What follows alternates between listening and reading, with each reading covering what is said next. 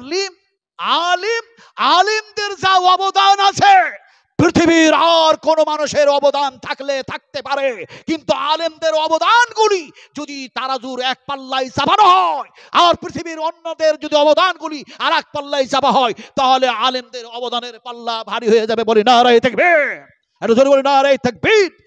আলেমদের কথা আল্লাহ পাক নিজেই বলেছেন, ইন্নামা ইয়াকসাল্লাহা মিন ইবাদিহিল উলামা। আলেমেরা কি করেছে? পাকামো করত। আজকে সেই সমস্ত আরএসএস, আজ সেই সমস্ত হিন্দু পরিষদ, এই সমস্ত লোকেরা এই সমস্ত বাজে বাজে কথা বলে মাদ্রাসাগুলিকে বন্ধ করার চেষ্টা করছে। এই করছে না বলুন? হক কথা বলবই। আমার মনের আশা ছিল দুইটা, ভালো করে শুনুন। একটা আশা ছিল, হে আল্লাহ, তোমার কথাগুলি, নবীর কথাগুলি বলতে বলতে যদি জেল খাটতে পাওয়া যায় খুব মজা লাগবে। আল্লামা দেলোয়ার হোসেন সাইদ সাহেব জেল খাটলেন না, কথা বলেন না, ভয়ে চুপচাপ হয়ে আছে। জেল খেটে যেন খাই না নেই, এমনি করে ইমাম আহমদ বিন হাম্বল রহমতুল্লাহ আলাই জেল খেটেছে না? ইমাম তাইমিয়া রহমতুল্লাহ আলাই 11 বার জেল খেটেছেন। আমার ভাইরা, এখন আমি তো আর ইমাম আহমদ বিন হাম্বল নই, আমি তো আল্লামা দেলোয়ার হোসেন সাইদি নই, আমি তো ইমাম জাহির রহমতুল্লাহ আলাই নই, আমি হচ্ছে বিশ্বনবী মুহাম্মদ সাল্লাল্লাহু আলাইহি ওয়াসাল্লামের উম্মত। আমি যদি আল্লাহর রাসূলের কথাগুলি বলতে গিয়ে জেল খাটতে পাওয়া যায়, তাহলে কাউরি সুন্নাত আদায় হোক চাহে না হোক, হযরত ইউসুফের তো সুন্নাতটা আদায় হয়ে যাবে। আমার ভাইরা, এই ছিল একটা আশা। जलालत का अंधेरा हो जाए दूर, या रब अगर तू करम करे ओ बाद ज़बा को जो दिन पर शर करे, तकब्बल मिन्ना इन्नका अंतस समीउल अलीम व तुब अलैना इन्नका अंतत तव्वाबुर रहीम। सुब्हान रब्बिका रब्बिल इज्जति अम्मा यसिफून व सलामुन अलल मुरसलीन व अलहम्दुलिल्लाहि रब्बिल आलमीन। মাশায়েখে ইজম, উলামায়ে ইকরাম, সম্মানিত আজকার জালসার সভাপতি মহাশয়, সামনে বসে থাকা শিক্ষিত, জ্ঞানী, গণী, বুদ্ধিজীবী, ইসলাম দরদি ভাতৃবৃন্দবর, পর্দার আড়ালের মা ও বোনেরা, সকলকেই জানাচ্ছি আমার আন্তরিক শুভেচ্ছা, ভালোবাসা, অভিনন্দন। সর্বপ্রথমে সেই আল্লাহ পাকের প্রশংসা করতে যাচ্ছি, যে আল্লাহ পাক আমাদেরকে দর্শন শক্তি দিয়েছেন, যে আল্লাহ পাক আমাদেরকে শ্রবণ শক্তি দিয়েছেন, যে আল্লাহ পাক আমাদেরকে বাক শক্তি দিয়েছেন, যে আল্লাহ পাক অসংখ্য নিয়ামতগুলি প্রদান করার পরে নিখুঁত নির্ভেজাল অক্সিজেন দিয়ে জীবিত রেখেছেন, সেই মাবুদের প্রশংসা করছি। সকলে একসঙ্গে একযোগে একত্রিত হয়ে মহব্বতের সঙ্গে পড়ে নিচ্ছি আলহামদুলিল্লাহ। আচ্ছা, একটা কথা বলুন, আমরা এখানে বসে আছি, কথাটা সত্য না মিথ্যা? আমরা বসে আছি, এই কথাটা সত্য না মিথ্যে? ইয়াকু কাদিবান ফাআলাইহি কাদিবুহু ওয়া ইয়াকু সাদিকান ইউসিবকুম বা'দুল্লাযী ইয়াঈদুকুম ইন্নাল্লাহা লা ইয়াহদি মান হুয়া মুশরিফুন কাযযাব। আল্লাহ রাব্বুল আলামিন বলেন, যারা সীমা লঙ্ঘনকারী হয়, যারা সীমা অতিক্রমকারী হয় আর মিথ্যাবাদী হয়, আমি আল্লাহ তারাকে হেদায়েত করি না। আপনারাকে জিজ্ঞেস করেছি, দয়া করে কেউ আমার প্রতি রাগ করবেন না, আর রাগ যদিও করেন আগামীকাল মিছিল বাইর করবেন, আর নাজমালামকে এলাকায় আনা হচ্ছে না, হবে না, কিন্তু রাগ করবেন না, দুঃখ করবেন না। জিজ্ঞেস করেছি আমরা কি এখানে বসে আছি, আপনারা বললেন হ্যাঁ এই জায়গায় বসে আছি। আর আল্লাহ সুবহানাহু ওয়া তাআলা জমিনটারে যদি ধসায়া দেন, আমরা কি এই জায়গায় বসে থাকতে পারবো? যেহেতু পারবো না, বসে আছি ক্ষমতার জোরে, এই কথা বলা চলে না। আল্লাহ আমাদেরকে বসিয়ে রেখেছেন, তাই বসে আছি। যদি বলুন সুবহানাল্লাহ। সুবহানাল্লাহ বুঝেন তো না? না বুঝে সুবহানাল্লাহ আবার বললেন, এখনই বললেন বুঝে আছি, একটাও তো হলো। আবার সুবহানাল্লাহ বুঝা বললাম না, না বুঝে সুবহানাল্লাহ বুঝি কেমন? সুবহানাল্লাহ সুবহানাল্লাহ সুবহানাল্লাহ সুবহানাল্লাহ সুবহানাল্লাহ সুবহানাল্লাহ।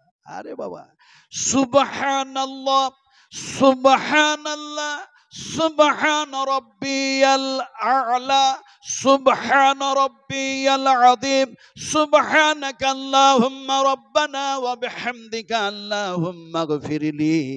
এগুলি শুধু পড়লে হয় না, যে জিনিস বুঝে করা হয়, যে জিনিস বুঝে বলা হয়, সেই জিনিসের মধ্যে ভুল হওয়ার সম্ভাবনা না থাকে না।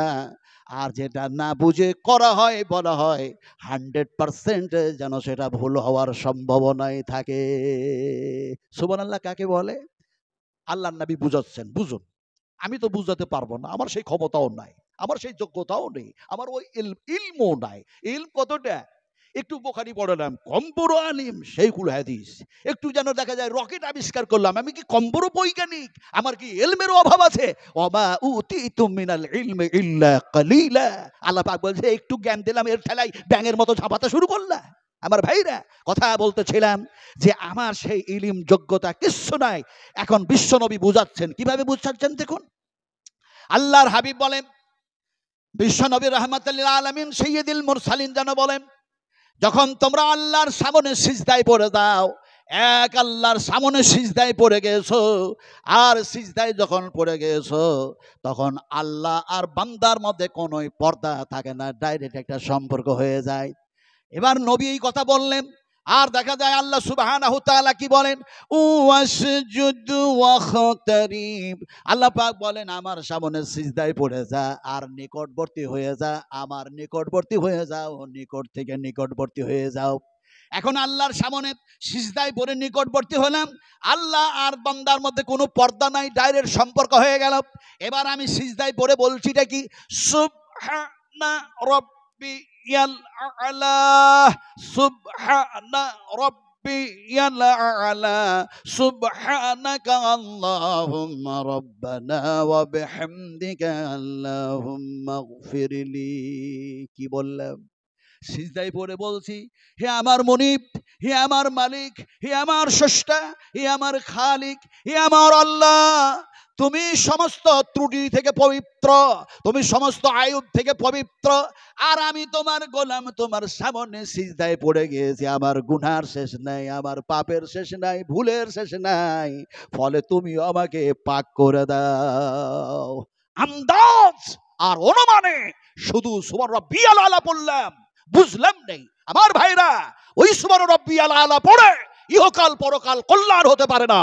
কথাটা বলতেছিলাম কি, না বুঝে আমরা যেটা করি সেটা ভুল হওয়ারই সম্ভাবনা বেশি থাকে। আমি এতক্ষণ পর্যন্ত আপনাদেরকে যে কথা বলতেছিলাম, আমার কাছে সেই ইলম নেই।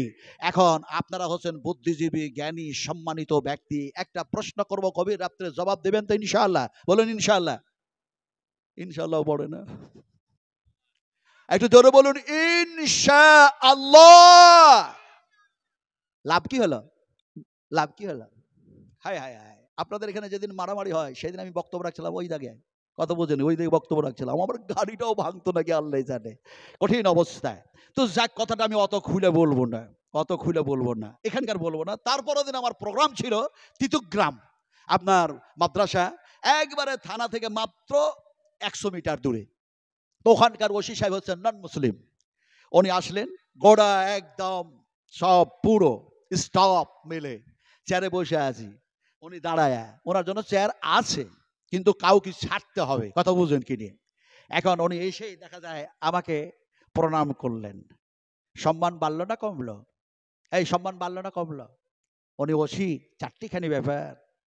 আসলে বলতে চাইছি এটাই যে ওসি সাহেব সেখানে আসলেন আর যা বললেন আর আমার বক্তব্য তা শুনলেন, কিন্তু রাজারহাট নিউ টাউনে মাত্র 50 মিটার দূরে বক্তব্য রাখছি, সেখানকার ওসির নাম হচ্ছে আপনার এমনি করে দেখা যায় জামাল উদ্দিন। উনি বলছেন যে আপনি যতক্ষণ ধরে বক্তব্য শুরু করেছেন ততক্ষণ ধরে থানার মধ্যে আমাদের কাজ করতে বড্ড অসুবিধা হয়ে গেছে। বলে কি অসুবিধা হলো? সে বলছে বারবার গলার কণ্ঠস্বর আমাদের কানে ধাক্কা মারছে, আর যখন কথাগুলি বলছেন আমার মনে হচ্ছে এই কি ঝাড়খণ্ডের মানুষ এইভাবে বাংলা ভাষা প্রয়োগ করতেছে, এই কি ঝাড়খণ্ডের মানুষ? আমি আর থাকতে পারলাম না, সন্দেহ হলো, দেখি তো। আসলো, এসে বলল যে আপনি বলছেন ইনশাআল্লাহ, এই শব্দটা, এই কথাটা যারা বলে নেবে তাদের যেন সামনকার কাজ যত জটিল আর কঠিন হোক সেটা আল্লাহ সহজ করে দেবে। তো আমাদের থানাতে বসে বসে আসামি ধরা খুব কঠিন আর জটিল, ফলে থানাতে ইনশাআল্লাহ পড়বো, আসামি ধরা কি হয়ে যাবে? আমি বললাম শোনো, আগামীকাল বহরমপুর যাব, আগামীকাল যেন এমনি করে চাষ করব, আগামীকাল এই কাজ করব, সেই কাজ করব, এই কথা বলবো, ওই কথা বলবো। শুধু এই কথাটা কমপ্লিট নয়, এই কথা হলো আনকমপ্লিট, অসম্পূর্ণ কথা।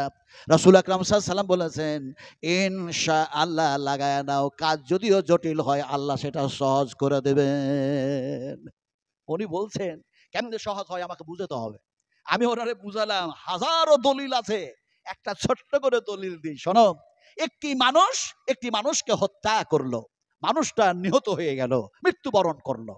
এখন সেই মৃত্যু যিনি মানে করলেন, সেই মৃত্যুবরণ করার পর তার আত্মীয় স্বজন, তার রিলেটিভের মানুষেরা বলল, সেই পিরিয়ডের, সেই জামানার সবচেয়ে বড় পয়গম্বর হযরত মূসাকে গেল, মূসা এরকম ভাবে লোকটা হত্যা হয়েছে, ফলে এর আসামি ধরি কেমন করে?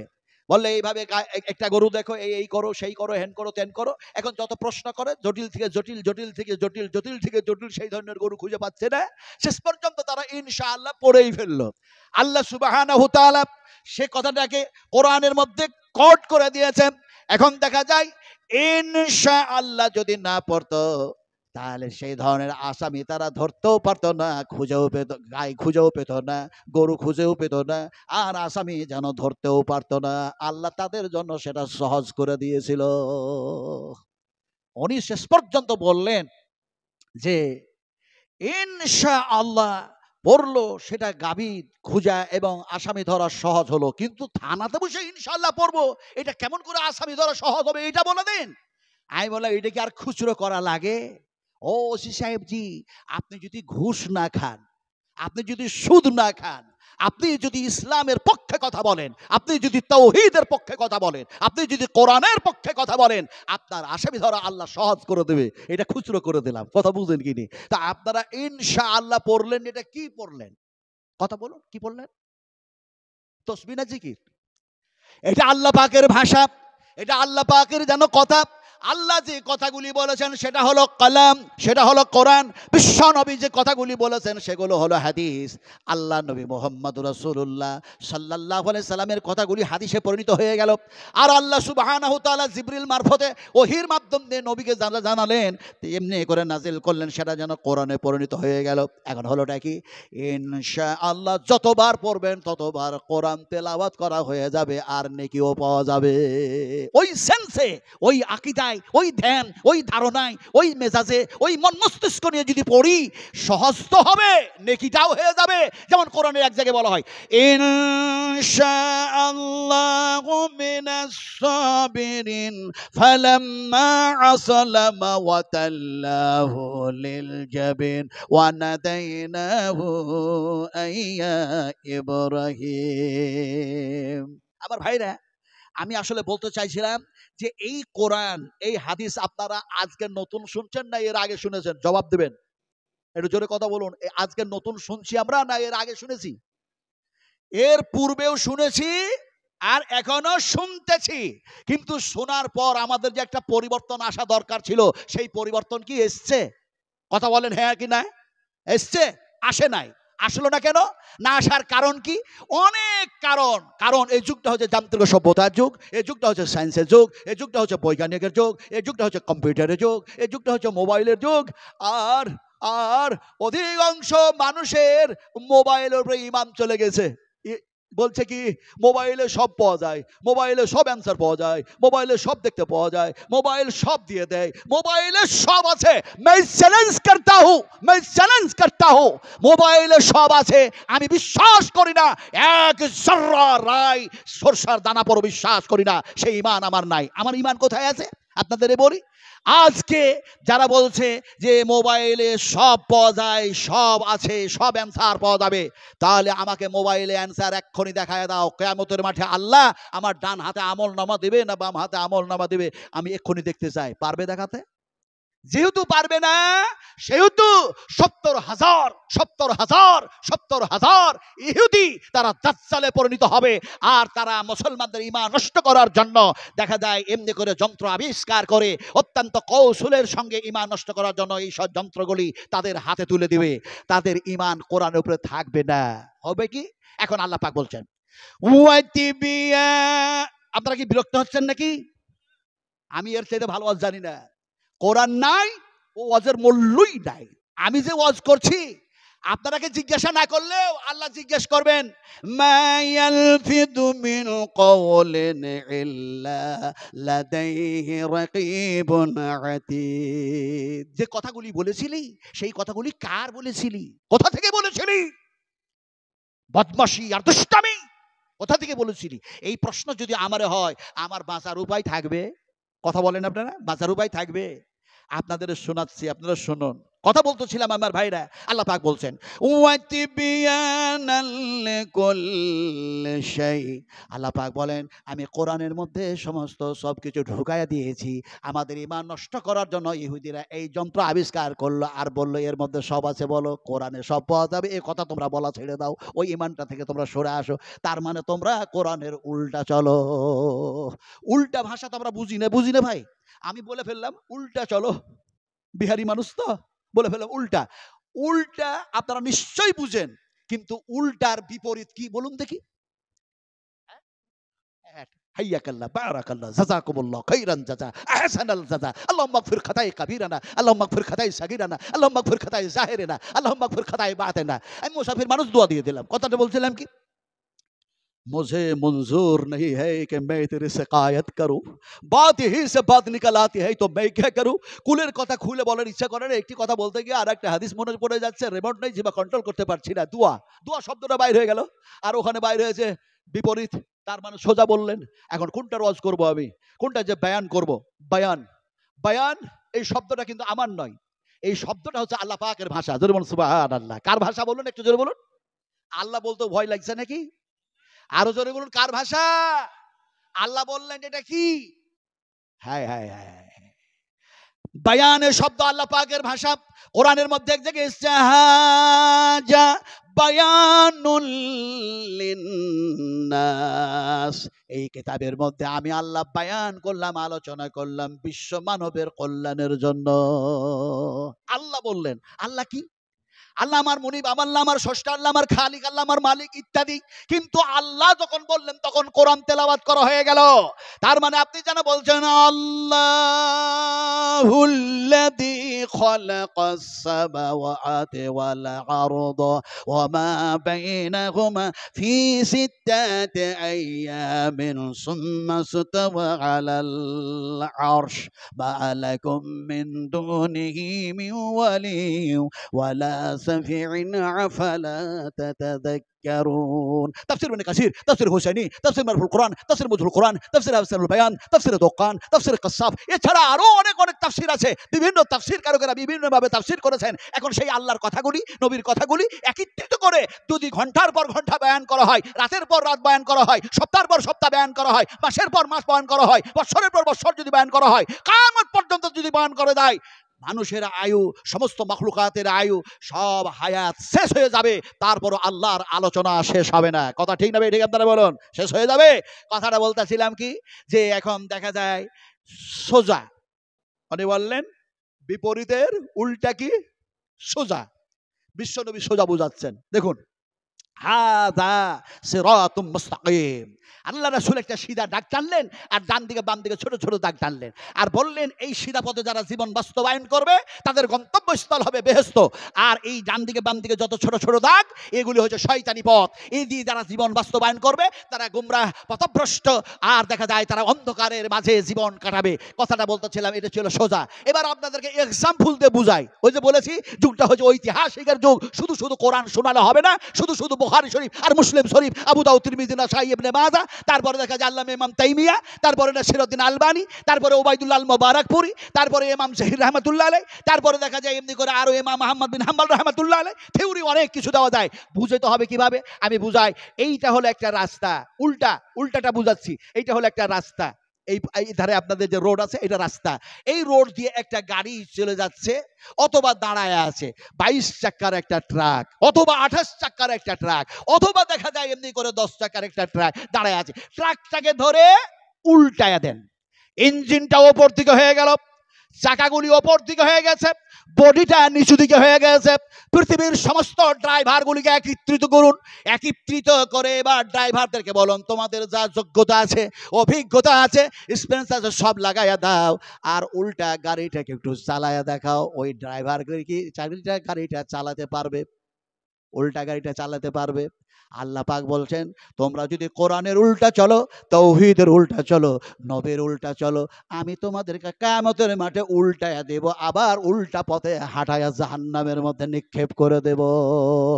আফামান ইয়ামসি মুকিম্মান আলা ওয়াজহিহি আহাদা আম্মান ইয়ামসি সাবিয়ান আলা সিরাতিম মুস্তাকিম। উম্মাহাতুল মুমিনিন মা আয়েশা সিদ্দিকা রাদিয়াল্লাহু তাআলা আনহা বসে আছেন, রাসূল আকরাম সাল্লাল্লাহু আলাইহি ওয়াসাল্লাম তিনি আলোচনা করছেন। এমনি করে দেখা যায় নবীর উল্টা যারা চলল, আল্লাহর সংবিধানের উল্টা চলল, এই মানুষগুলিকে কিয়ামতের মাঠে আল্লাহ পাক উল্টা দেবেন। আলা ওয়াজহি, চেহারার উপরে, ঠোঁটের উপরে, মুখের উপরে ভর দিয়ে দাঁড় করায়া দিবেন। শুধু দাঁড় করায়া দিবেন না, হাঁটাইয়া চালাইয়া জাহান্নামের মধ্যে নিক্ষেপ করে দেবেন। মা আয়েশা বলেন ইয়া রাসূলুল্লাহ, যে মানুষগুলি দুনিয়ার জমিনে সারা জীবনটা সোজা হয়ে চলল, পায়ের উপরে ভর দিয়ে চললো, এই মানুষগুলি বেআমল হওয়ার কারণে, গুনাহগার পাপাচার হওয়ার কারণে এরাকে কি সত্যি এমনি করে দেখা যায় মুখের উপরে ভর দিয়ে আল্লাহ পাক হাঁটায়া দেবেন? নবী বললেন আল্লাহর কুদরতের কমি নাই, আল্লাহ অবশ্যই হাঁটায়া চালায়া জাহান্নামের মধ্যে নিক্ষেপ করে দেবেন রে আয়েশা। মানুষগুলি জাহান্নামের মধ্যে যখন যাবে, জাহান্নামে যাওয়ার পরে তারা শেষ পর্যন্ত বলবে আমরা কোরআনের উল্টা চলে আসছিলাম দুনিয়ার জমিনে, নবীর থিওরির অনুযায়ী চলি নাই। সেই মানুষগুলি তখন আল্লাহকে ডাকবে, কেঁদে কেঁদে যেন বলবে। কি বলবে? ভাষাগুলি কি? ক্বালু রাব্বানা আমাত্তানা সানাতাইন ওয়া আহইয়াতানা সানাতাইন ফাতারাফনা বিযুনুবিনা ফাহাল ইলা খুরুদিম মিন সাবিল। হে আমাদের রব, হে আমাদের প্রতিপালক, জনব আমরা যে পাপ করেছি, ভুল করেছি, উল্টা চলেছি, সব ঠিক হয়ে গেছে, কিন্তু এখান থেকে বাঁচার কি কোনো পথ আছে? আল্লাহ বলবেন কোনো পথ নাই। আসলে আপনাদেরকে বুঝাতেছিলাম যে কোরআনের উল্টা আমরা চলবো না, বলুন ইনশাআল্লাহ। কারা কারা চলবো না হাত উঠিয়ে দেখেন তো। আমি তো হাত উঠিয়ে দিলাম। কোরআনের প্রতি ঈমান না রাখলে ঈমান থাকে নাকি? একটু আরো হাত উঁচু করুন। এই সিধা করলে কি হবে? আর একটু সিধা করুন না, আর একটু উঁচু করুন। বলি নারায়ে তাকবীর। হাত উঠালেন, এখন বুঝে উঠালেন তো? মুফতি সাহেব তো জিজ্ঞাসা করতে পারে কালকে হাত উঠালে কেন, এটা বেদাতি কাজ, এটা তো জিজ্ঞাসা করতে পারে। আচ্ছা, কোন মুফতি জিজ্ঞেস করলেন না, কোন শাইখুল হাদিস জিজ্ঞেস করলেন না, পৃথিবীর কোন মুহাদ্দিসের ওলামা জিজ্ঞেস করলেন না, মুহাদ্দিসরাও জিজ্ঞাসা করলেন না। স্বয়ং যদি আল্লাহই জিজ্ঞেস করে হাত তুই উঁচু কেন হয়েছিলি, হাত কথা বলবে না? বলবে না? এই কথা বলে না মানুষ, মুর্শিদাবাদের মানুষ শুধু ভয় করে, এই হাত কথা বলবে না? বলবে না?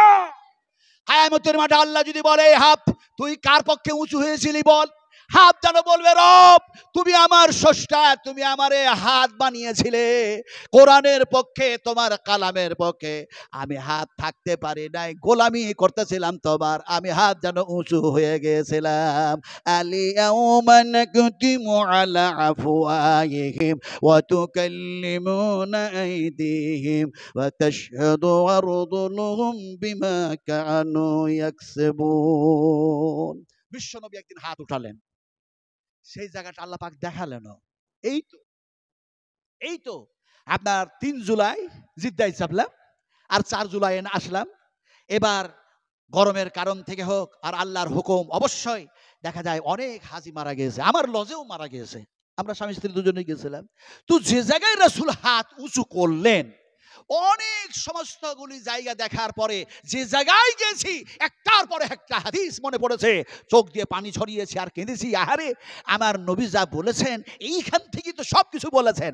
যেমন ইসলাম বেলডাঙ্গার মাটি থেকে প্রচার হয় নাই, ভারতের মাটি থেকে শুরু হয় নাই, বাংলাদেশ থেকে শুরু হয় নাই, পাকিস্তান থেকে শুরু হয় নাই, ইরাক আর ইরান থেকে শুরু হয় নাই। এমনি করে দেখা যায় শুরু হয়েছে বিশ্বনবী মুহাম্মদ রাসূলুল্লাহ সাল্লাল্লাহু আলাইহি ওয়াসাল্লাম বলেছেন পৃথিবীর মানুষগুলি যখন তারা কোরআন ও তাওহীদ, আল্লাহ এবং আল্লাহর রাসূলের সমস্ত সব কিছুগুলিকে ত্যাগ করে তারা শুধু বলবে মুসলিম মুসলিম মুসলিম মুসলিম, গোটা পৃথিবীতে মুসলিম মুসলিম হয়ে গেছে, কিন্তু তারা কোরআন মানছে না, হাদিস মানছে না। সে সময় ইসলামটা গুটায়া তালাই গুটার নাই, এমনি করে চাটাই গুটার নাই, গুটিয়ে যেন আমার মদিনায় জমা হয়ে যাবে।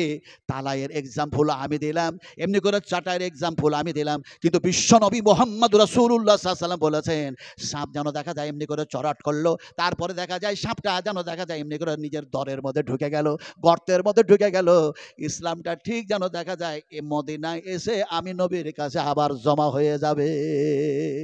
কথা বলতেছিলাম, সেই জায়গায় রাসূল আকরাম সাল্লাল্লাহু আলাইহি ওয়াসাল্লাম হাত উঁচু করলেন। কোথায়?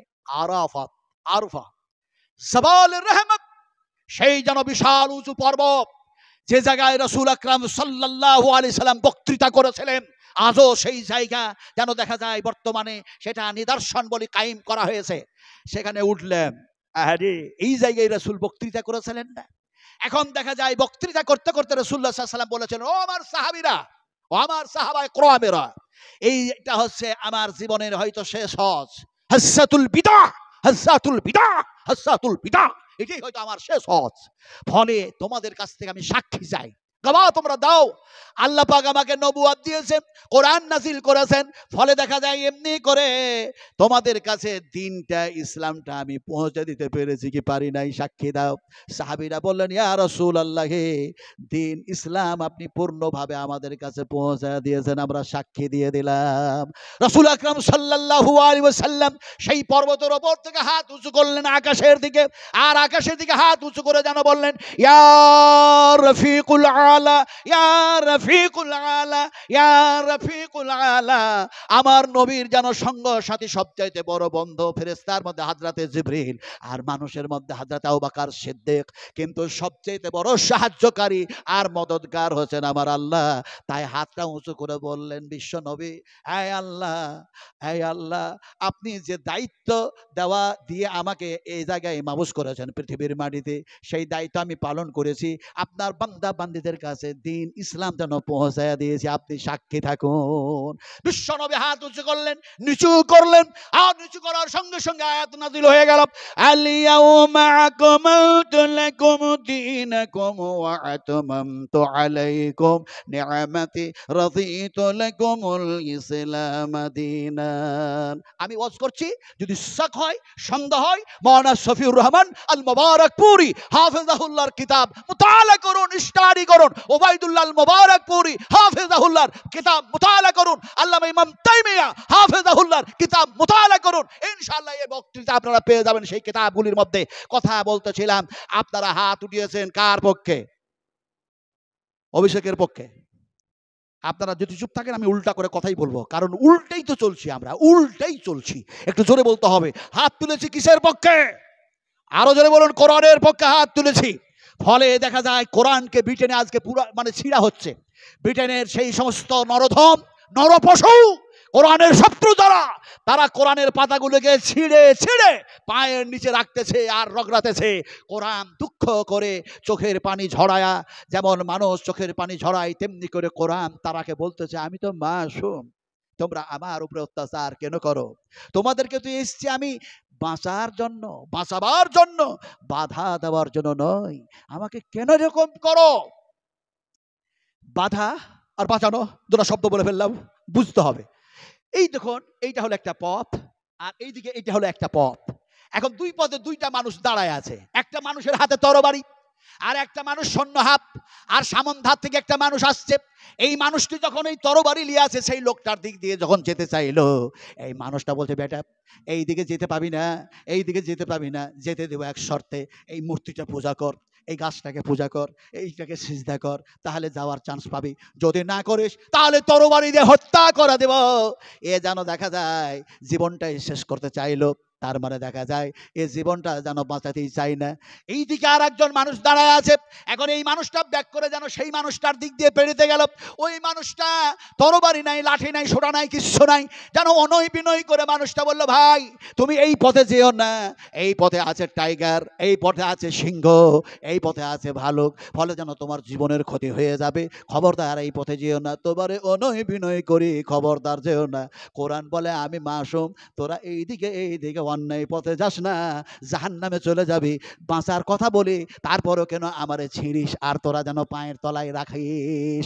পৃথিবীর সমস্ত শত্রুরা যদি কোরআনের পাতাগুলিকে ছিঁড়ে ছিঁড়ে সমস্ত কোরআনগুলিকে আগুনে পুড়ায়া শেষ করে দেয়, তাহলে কি কোরআন শেষ হয়ে যাবে? বেলডাঙ্গার মানুষ জোরে কথা বলতে হবে, শেষ হবে। আরো জোরে বলুন, শেষ হবে। শেষ হবে না, তার কারণ কি? ইন্না নাহনু নাযালনা যিকরা ওয়া ইন্না লাহু লাহাফিজুন। আল্লাহ পাক বলেন, এই কোরআনের হেফাজত আমি করতে চেয়েছি, কোরআন নাজিল করলাম আমি, আর কোরআনের হেফাজত করব আমি আল্লাহ। এই কোরআন আমরা এর আগেও শুনেছি আর এখনো শুনছি, কিন্তু আমাদের পরিবর্তন নেই কেন? কারণ অনেক বুঝাতে গিয়ে অনেক কিছু বলে ফেললাম, কিন্তু জবাবটা আপনাদের দেওয়া হয় নাই। জবাবটা দিচ্ছি, এবার শুনুন কেন আমাদের পরিবর্তন নাই। এক্সাম্পল দিয়ে বুঝাই। একটা ফ্যাট মানুষ, একটা মোটা মানুষ, দয়া করে কোনো মোটা মানুষ যদি কেউ থাকেন এখানে তাহলে দুঃখ করবেন না, কারণ আমি আপনার কয়েকদিন আগে বক্তব্য রাখছিলাম মেদিনীপুর ঘাটাল ঈশ্বরচন্দ্র বিদ্যাসাগরের একেবারে বাড়ির সংলগ্ন, এখন বাড়ি নাই, কলেজ স্কুলে পরিণত হয়ে গেছে। তারপরে ক্ষুদিরামের যে জায়গায় ফাঁসি সেটাও দেখলাম, কথাটা বলতেলাম, সেখানে ওয়াজ করতে গেছি। তো যিনি আমার দাওয়াত করেছেন তিনি নিজেই মোটা মানুষ। তো উনি মঞ্চে ছিলেন, উনি যেন বলছেন, হুজুর, আপনার হুজুর টুজুর করলে দুঃখ করেন না, উনি বলছেন, হুজুর আপনি আর কোনো মানুষকে দিয়ে এক্সাম্পল শুরু করতে পারলেন না? আমি মোটা মানুষ, আপনাকে দাওয়াত দিয়েছি, আর আপনার চোখটা আমার উপরেই পড়লো। যার জন্য আজকে ক্ষমা চেয়ে নিচ্ছি, যে কেউ মোটা মানুষ থাকলে দুঃখ পাবেন না, কিন্তু এক্সাম্পলটা আমি দিচ্ছি। এখন দেখা যায় এক ফ্যাট মানুষ, এক মোটা মানুষ, তার উঠতে বসতে চলতে ফিরতে সদা সর্বদাই সর্বকাজে খুব কষ্টকর। এখন এক ডাক্তারের কাছে গেছে, গিয়ে বললো, স্যার স্যার আমি হ্যাভি ফ্যাট হয়ে গেছি, আমি মোটা হয়ে গেছি, আমার শরীরের পরিবর্তন কিভাবে আসবে, ঔষধটাও দেন আর কিছু সাজেশনটাও দেন। এখন দেখা যায় ডাক্তার তার বক্তব্য শুনে বলল, তুমি খাবার কি খাও যে এত মোটা হয়েছো? খাবার কি খাও? আপনাদেরকে জিজ্ঞাসা করতে চাই, খাবার খেয়েছেন কোন হাতে? কথা বলে না, সত্য কথা বলুন, সত্য কথা। ডান হাতে খেয়েছেন তো, না বাঁ হাতে? তাহলে সবাই জোরে বলছেন না কেন সত্য কথাটা? কোন হাতে খেয়েছে? মিথ্যা কথা, মিথ্যা কথা। আমরা সবাই বললাম ডান হাতে খেয়েছি। এখন আপনাদেরকে মিথ্যা প্রমাণ করার জন্য কিভাবে বলবো? কোরআনের আয়াত দিব, তারপরে আগে এক্সাম্পল দিয়ে দিই। এমনি করে যদি দেখা যায় ডান হাতে খাবার যদি খেয়ে থাকি, সত্য কথা বলেছেন, কিন্তু এই ডান হাতটাকে আল্লাহ যদি প্যারালাইসিসে পরিণত করে দেন, তাহলে খাবেন? চ্যালেঞ্জ করছেন আল্লাহর সঙ্গে, বাম হাতে খাবো। বাম হাতটাকেও যেন প্যারালাইসিসে পরিণত করে দেওয়া হলো। বলে এবার কে খাওয়াবে? বলে স্ত্রী খাওয়াবে, মা খাওয়াবে, বাবা খাওয়াবে, home minister, prime minister, chief minister খাওয়াবে, দেশের মানুষ খাওয়াবে, গ্রামের মানুষ খাওয়াবে, গোটা পৃথিবীর সমস্ত নর আর নারীগুলিকে আল্লাহ পঙ্গ করে দিলেন, প্রলয় শেষে পরিণত করে দিলেন। এবার আপনি কোন হাত দিয়ে খাবেন? এবার জবাব দেন। এটা হলো মিথ্যা কথা। আল্লাহ বলছেন তোদের ইমানটাই নাই সত্যের ওপরে। আল্লাহ পাক বলেন, ওয়া ইউতইমুনি ওয়া ইয়াসকিন ওয়া ইযা মারিজতু ফাহুয়া ইয়াসফিন। আল্লাহ বলেন তোমরা হাত দিয়ে খাও না, তোমাদের কেউ খাওয়ায় না, বরং আমি আল্লাহ তোমাদের পানি পান করায় দিই, খাবার খাইয়া দিই। আমি আল্লাহ অসুখ দিই, আর আমি আল্লাহ অসুখ ভালো করি। এবার বলুন কে খাওয়ায়? ডান হাত না কে খাওয়ায়? এবার বলুন কে খাওয়ায়? এখন চ্যালেঞ্জ করছিলেন না, ডান হাত দেখিয়েছি। আচ্ছা, খাবার খাওয়ালেন আল্লাহ, দোয়া পড়লেন কি? দোয়া কি পড়েছেন? কি যে বলবো আপনাদেরকে, কোন জায়গায় যে আমি আজকে ওয়াজ করতে এসেছি আল্লাহই জানে।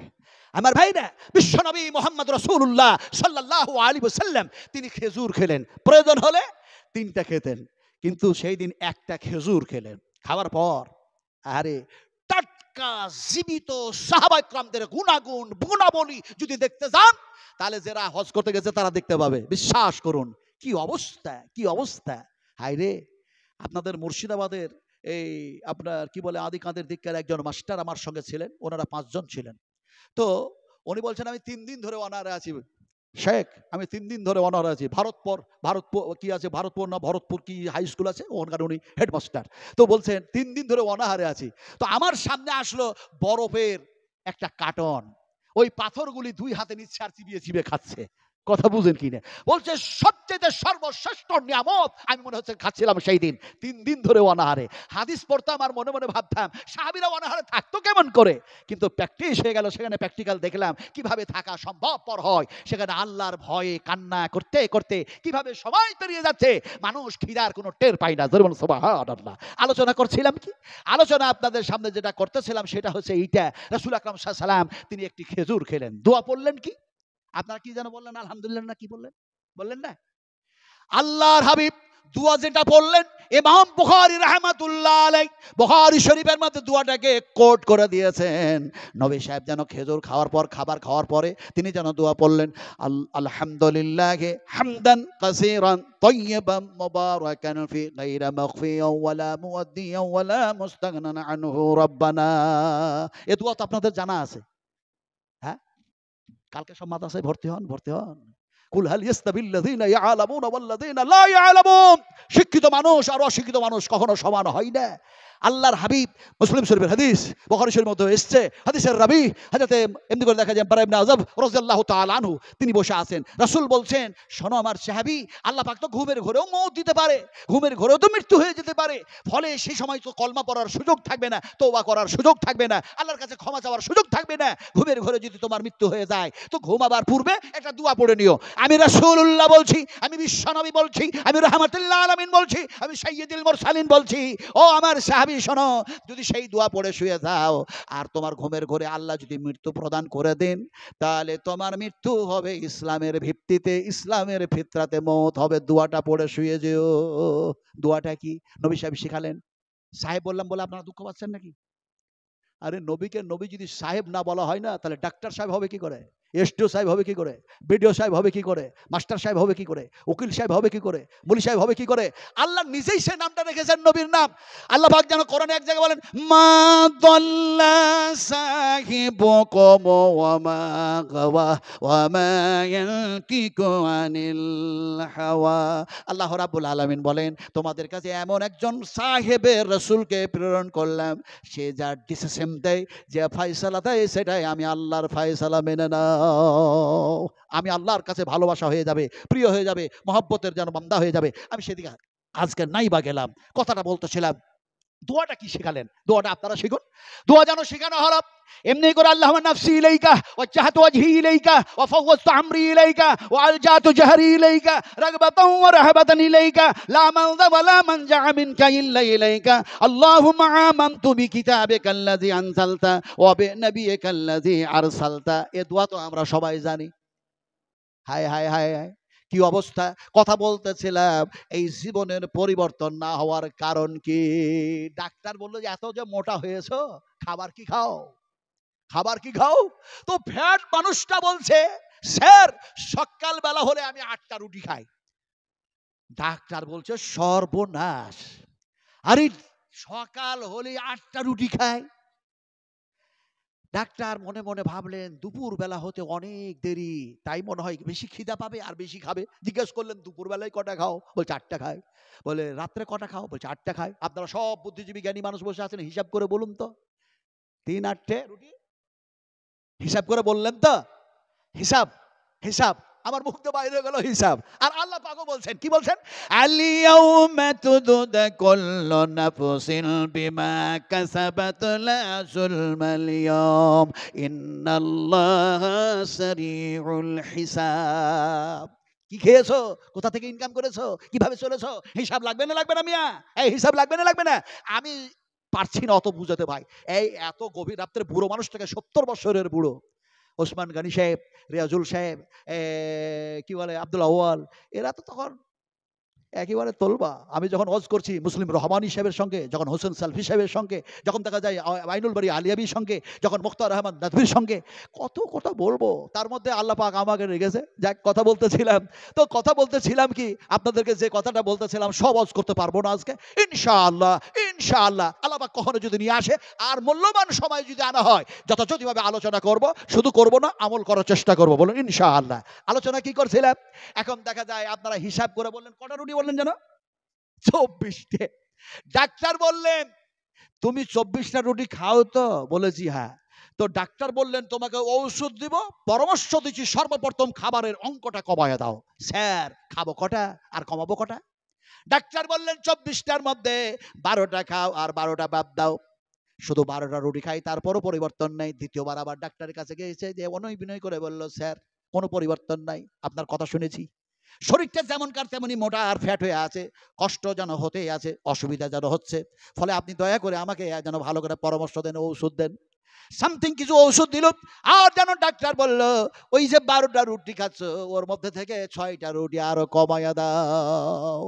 মানুষের যদি সেক্স বেড়ে যায়, মানুষের মেজাজ যদি কন্ট্রোল না থাকে, আমি কি সেই হাদিসগুলো একটা একটা করে এখন বয়ান করব?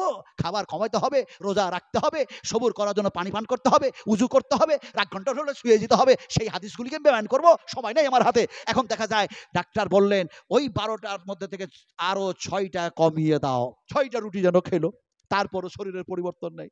তৃতীয়বার ডাক্তারের কাছে গিয়ে বলছে, স্যার জোরহাত করে বলি, স্যার আমাকে ভালো করে পরামর্শ দেন, আমার শরীরের কোনো পরিবর্তন হয় নাই। ডাক্তার বললেন খাচ্ছ কয়টা? বলে আপনার সাজেশন অনুযায়ী মাত্র 6টা রুটি খাচ্ছি স্যার। ডাক্তার বলে সত্য কথা বলো, সত্য কথা। আমাদের দেশে একজন কি প্রাইম মিনিস্টার আছে, প্রধানমন্ত্রী, ওর নামটা কি ভালো জানো? হ্যাঁ, আমি ওটা বলবো না। কেটলিওয়ালা, হ্যাঁ কেটলিওয়ালা, চাওয়ালা, চাওয়ালা, চাওয়ালা। হায় হায় হায়, এই এক সময় বলছে হাতের তালি বাজাও, হাতের তালি বাজাও, থালি বাজাও, করোনা থেকে বেঁচে যাবে। বলছে ভ্যাকসিন নিয়ে নাও, রোগ থেকে বেঁচে যাবে। এত বড় খেপা, হাই রে খেপা। হ্যাঁ, খেপা ভাষা বুঝেন তো ভাই আপনারা? আরে মুর্শিদাবাদের মানুষ জিন্দাবাদ। এই জায়গাতে 80% বেশি মুসলিম বাস করে। আলহামদুলিল্লাহ পড়বেন না? এটা ধরবেন আলহামদুলিল্লাহ। আমি ভারতবর্ষের কোন জায়গায় না দেখলাম। সেদিন আমি ত্রিপুরায় ছিলাম, তারপরে দেখি যেন দেখা যায় এমনি করে আলিপুর দুয়ারে ফালাকাটা বক্তব্য রাখলাম, বাংলাদেশ বর্ডারে, আলহামদুলিল্লাহ। তো ওখানেও দেখছি বাংলাদেশ, আপনাদের মুর্শিদাবাদের মানুষ। আমি মসজিদ খুঁজছি, নামাজ পড়বো, তো দেখছি একজন ফেরিওয়ালা সাইকেল চালাচ্ছে। আমাকে দেখে কিন্তু নামা পড়েছে, এই জব্বরটাপা দেখে ও নেমে পড়েছে। আদব আছে দেখলাম, ইন্নাকা লাআলা খুলুকিন আযীম। রাসূল কারীম সাল্লাল্লাহু আলাইহি ওয়াসাল্লামকে আল্লাহ পাক উত্তম আখলাক দান করেছিলেন। উম্মতের মধ্যে সেই আখলাক যদি না থাকে, আমরা উত্তম উম্মত হই কি করে? এখন দেখা যায় নেমে পড়লেন, আমি একে সালাম দিলেন, আমি বললাম ওয়া আলাইকুমুস সালাম ওয়া রাহমাতুল্লাহি ওয়া বারাকাতুহু। ভাই মনে তো হচ্ছে আপনি মুর্শিদাবাদের মানুষ। আমাকে বলছে হুজুর আপনি চিনলেন কেমন করে? আমি শেষ পর্যন্ত বললাম ইমাম শাফিঈ রাহমাতুল্লাহ আলাইহির একটা ঘটনা তুলে ধরেছিলাম, ইমাম মালিকের একটা ঘটনা তুলে ধরেছিলাম। আজকে আমার হাতে অত সময় নেই, আমি বলবো না। ওকে বললাম চিনলাম, আপনি ফ্রি করে বাড়াচ্ছেন এইভাবে, আপনার বাড়ি কোথায়? বলে ভগবানগোলা। বলে ভগবানগোলা কোন জায়গা? বলে হুজুর আপনি অত চিনবেন না। আমি বললাম বলুন তো গ্রামের নাম। উনি বলছেন আমার গ্রামের নাম হচ্ছে বাগডাঙ্গা, বাগডাঙ্গা। ওকে তখন আমি ঘুরিয়ে জিজ্ঞেস করলাম রামবাগ একটা জামে মসজিদ আছে, ওটা কি আপনি চিনেন? একবারে বাজারের ভিতরে। এ দেখছে নকশা পর্চা সব বলছে, তার মানে এ বুড়ো মানুষটা অত বুড়ো নয় যত বুড়ো আমি ভাবছি। আপনারে বলি বুড়ো মানুষের দোয়া কবুল হয় না, যুবকদের দোয়া কবুল হয়। যুবকদের, তার মানে আপনাদের হাদিস জানা আছে, নবী সাহেব বলেছেন যৌবনকালের ইবাদত আল্লাহর কাছে খুব পছন্দনীয়। কিন্তু ওই যৌবনকালটা বুড়োরা পার করে এসেছে, ফলে দোয়া কবুল হবে কার? বুড়ো। বুড়ো বুড়ো মানুষের দোয়া কবুল হয়ে গেল। গালের চামড়া জড়সড় হয়ে গেছে, এগুলো সব বড় বড় হয়ে গেছে, তারপরে হাতের চামড়া জড়সড় হয়ে গেছে, স্কিনগুলো কেমন কেমন হয়ে গেছে। বুড়ো মানুষ দোয়া করছে, দোয়া কবুল হয়ে গেছে, তার জন্য আল্লাহর প্রশংসা করছে। বুড়ো মানুষটা কিভাবে দোয়া করছে? তিনি বলছেন আলহামদুলিল্লাহিল্লাযী ওয়াহাবালি আলাল কিবারি ইসমাঈল ওয়া ইসহাক। যার কাছে ছেলে চেয়েছিলাম তিনি আমাকে ছেলে দিলেন, আমি সেই আল্লাহর প্রশংসা করছি যিনি আমার দোয়া কবুল করেছেন। সুবহানাল্লাহ। ছেলে চাইবো কার কাছে? এদের মনের মধ্যে মনে সন্দেহ আছে, মনে খাজা বাবার কাছে চাইলে ছেলে পাওয়া যাবে। ছেলে চাইবো কার কাছে? আরো জোরে বলতে হবে, উদুনি আস্তাগফির লাকুম। আল্লাহ পাক বলছেন তোমরা আমার কাছে আমাকে ডাকো, তোমাদের ডাকে সাড়া দেব। তোমরা আমার কাছে চাও, তোমাদের সমস্ত অভাব মোচন করে দেব। আলোচনা করছিলাম কোথায়, আসলাম কোথায়? আলোচনা করতেছিলাম। এখন দেখা যায় সে বলছে ওই ওই ওই কি কেটলিওয়ালা, হ্যাঁ খ্যাপা খ্যাপা খ্যাপা। তা আপনারা বলেছি খ্যাপা কয় ধরনের হয়? আপনারা বলেছেন অনেক, মেলা। না মেলা হয় না, অনেক রকম হয় না। খ্যাপা হয় দুই ধরনের। একটা খ্যাপা হয় পুরো ম্যাট, একেবারেই ম্যাট। আর একটা খ্যাপা হয় কোনো সময় ঠিক বলছে, কোনো সময় ভুল বলছে, কোনো সময় ঠিক বলছে, কোনো সময় ভুল বলছে। এই দুই খ্যাপার উদাহরণ দিয়ে বুঝাই। এইদিকে একটা খ্যাপা দাঁড়িয়ে আছে উলঙ্গ হয়ে, আর এই দিকে একটা খেপা দাঁড়িয়ে আছে গামছা পরে, এই দিকটাতে, জানলেন কি না? এখন দেখা যায় এই দুই খেপার মধ্যে একজন হুজুর মাথায় পাগড়ি টাগড়ি বেঁধে সে যেন পেরিয়ে চলে যাচ্ছে। তো ন্যাংটা খেপাকে ওই গামছা পরা খেপা বলছে, হুজুর চলেছে, সালাম দে, সালাম দে, সালাম দে, সালাম দে। তো ন্যাংটা খেপা বলছে, আমার পরনে যে গামছা নাই, আমি যে উলঙ্গ, তো আমি সালাম দিব কেমন করে? তোর পরনে গামছা আছে, তুই সালামটা দে। তো ও কত বড় খেপা, এখন নিজের গামছাটা খুলে দিয়ে নিজে উলঙ্গ হয়ে গিয়ে গামছাটা উলঙ্গ খেপার দিকে ছুড়ে দিল, বলছে গামছাটা পর তাড়াতাড়ি আর সালামটা দে, হুজুর চলে যাচ্ছে। এমন সময় দেখা যায় গামছাটা যখন এ খেপা ছুড়লো, ওই খেপা হাত দিয়ে ধরলো। এখন গামছাটা পরে যদি তাড়াতাড়ি সালাম দেয় তাও তো হয়, কিন্তু সালাম না দিয়ে হাতে গামছাটা ধরে প্রতিযোগিতা শুরু করলো। বলছে তুইও খেপা, আমিও খেপা, তুইও উলঙ্গ, আমি উলঙ্গ, তুইও ন্যাংটা, আমিও ন্যাংটা, তুই আগে সালাম দিবি না আমি আগে সালাম দিব। এখন এই প্রতিযোগিতা হতে থাকলো, হুজুর পেরিয়ে চলে গেল, সালাম দেওয়া হলো না, সালামের জবাবও হলো না, আল্লাহর পক্ষ থেকে তাদের ভাগ্যে রহমত জুটলো না, এরা অন্ধকারের মাঝে পড়ে থাকলো আর হাবিজাবি বলতেই থাকলো। এই হচ্ছে খেপার দল। কথা বুঝতে পারলেন কি না? এখন ডাক্তার বললো সত্য কথা বলো, রুটি কটা খেয়েছো, সত্য কথা বলো। এমন সময় যেন সেই ফ্যাট মানুষটা বলছে, স্যার মিথ্যা কথা মোটেও বলি না, 100% সত্য কথা বলছি। আপনি যেন দেখা যায় এমনি করে 6টা রুটি খেতে বলেছেন, 6টাই রুটি খায়, শরীরের পরিবর্তন নাই। ডাক্তার বললেন, ওরে বাবা, সত্য কথা বলতে জিজ্ঞেস করছি, তুমি রুটির সংখ্যা কমিয়েছো না আটার সংখ্যা কমিয়েছো, কোনটা করেছো? তো ওই মোটা মানুষটা বলছে, স্যার খেতাম তো 24টা রুটি, কিন্তু ওই 24টা রুটিতে যত কেজি আটা লাগে সব আটা ওই 6টা রুটি দিয়ে খেয়েছি। ডাক্তার বললেন, বেওকুফ কোথাকার, তাহলে আমার সাইজেন কোথায় মেনেছিস? তুই তো সব আটা আর সব রুটি খেয়েছিস। আমাদের মুসলমানদের অবস্থা তাই হয়েছে। আজকে ফাইজি সাহেব, আজকে রিয়াজি সাহেব, আজকে মাক্কি সাহেব, আজকে মাদিনী সাহেব, আজকে যেন উমরি সাহেব, কত সাহেবের মুখ থেকে কোরআন হাদিস শুনি, কিন্তু এরপরেও আমাদের জীবনের পরিবর্তন আসলো না। যারা ছিল মূর্তি পূজারী, যারা ছিল সূর্য পূজারী, যারা ছিল চন্দ্র পূজারী, যারা ছিল সাগর পূজারী, যারা ছিল পাহাড় পূজারী, যারা ছিল এমনি করে দেখা যায় মূর্তি পূজারী, সেই সমস্ত মানুষগুলির কাছে যখন কোরআন বায়ান হলো তাদের পরিবর্তন আসলো।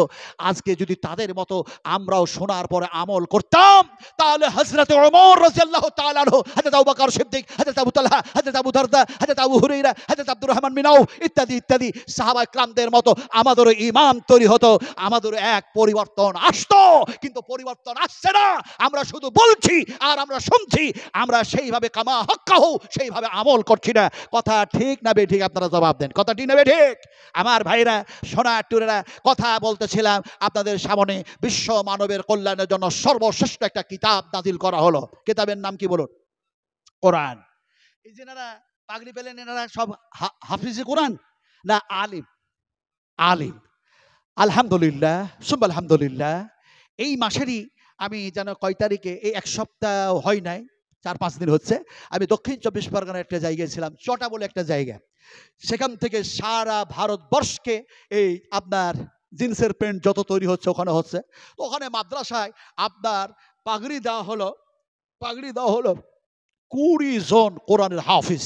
আল্লাহু আকবার। তো 20 জন কোরআনের হাফিজের মাথায় পাগড়ি দিতে দিতে আপনারা লক্ষ্য করেছেন নিশ্চয় যে আমি যখন পাগড়ি বাঁধি খুব একটু তাড়াতাড়ি, কথা বুঝেন কিনা? আলহামদুলিল্লাহ সুম্মা আলহামদুলিল্লাহ। আমার মাথাতেও যদি বাঁধি অসুবিধা হয় না, আর তাদের মাথাতেও মানলেও অসুবিধা হয় না, একটা প্র্যাকটিস হয়ে গেছে, অভ্যাস হয়ে গেছে। তো যাক, কথা বললাম কি, 20 জন কোরআনের হাফিজের মাথায় পাগড়ি বাঁধা হলো।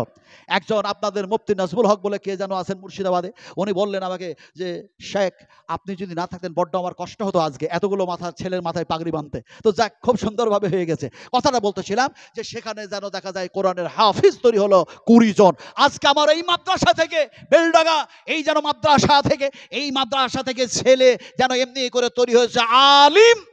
আল্লাহ পাক তারাকে সেই কোরআনের ইলম দান করেছেন। বিশ্বনবী মুহাম্মদ রাসূলুল্লাহ সাল্লাল্লাহু আলাইহি সাল্লামের সেই হাদিস তাদের জেহেনের মধ্যে, তাদের সিনার মধ্যে, তাদের মেমোরির মধ্যে আল্লাহ পাক ঢুকায়া দিয়েছেন। এখন সেই আলিমগুলি হলো কয়জন জানো? কয়জন হলো? 5 জন হলো। আবার 6 জন, 4 জন হলো। আলহামদুলিল্লাহ 4 জন যেন আলিম হলো। এই আলিমগুলি এক সময় দেখা যায় মা ছেড়েছে, বাবা ছেড়েছে, জন্মভূমি ছেড়েছে, সবগুলিকে ত্যাগ করে দিয়ে বিশ্বনবীর মহব্বতে তারা যেন এই মাদ্রাসায় এসে তারা কোরআন এবং হাদিস শিখলো। সেই সমস্ত ওস্তাদদের কাছে, যে সমস্ত শায়েখরা এখানে বসে আছেন, আলহামদুলিল্লাহ, আল্লাহ পাক এই মাদ্রাসার ওস্তাদদের, শিক্ষকদের হায়াতকে আল্লাহ বাড়ায়া দেখ। আল্লাহ পাক এই মাদ্রাসার কমিটি সদস্য যিনারা আছেন, আল্লাহ পাক তাদেরকে মেহনতকে কবুল করে নেকে। আল্লাহুম্মা আমিন। আমার ভাইরা, আমার খুব দুঃখ হয়, আমার খুব কষ্ট হয়। একটা এমন সময় গেছে যে সবাই দেখা যায় খাবার পাওয়া যায় নাই, অথচ হাদিস সংগ্রহ করার জন্য দেখা যায় ছেলেরা পড়াশোনা করেছে। যেমন আমার জামানায় আমরা খাবার ঠিক মতো পাই নাই, পোকা দেওয়া ভাত খেতাম, পোকা দেওয়া ভাত, খিদার চোটে। কথা বলতেছিলাম যে এক সময় দেখা যায় ইমাম বুখারী রাহমাতুল্লাহ আলাইহি, ইমাম বুখারী রাহমাতুল্লাহ আলাইহি তিনি দেখা যায় সাথীদেরকে সঙ্গে করে নিয়ে যেন চলছেন, সাথীদেরকে সঙ্গে করে নিয়ে চলছেন।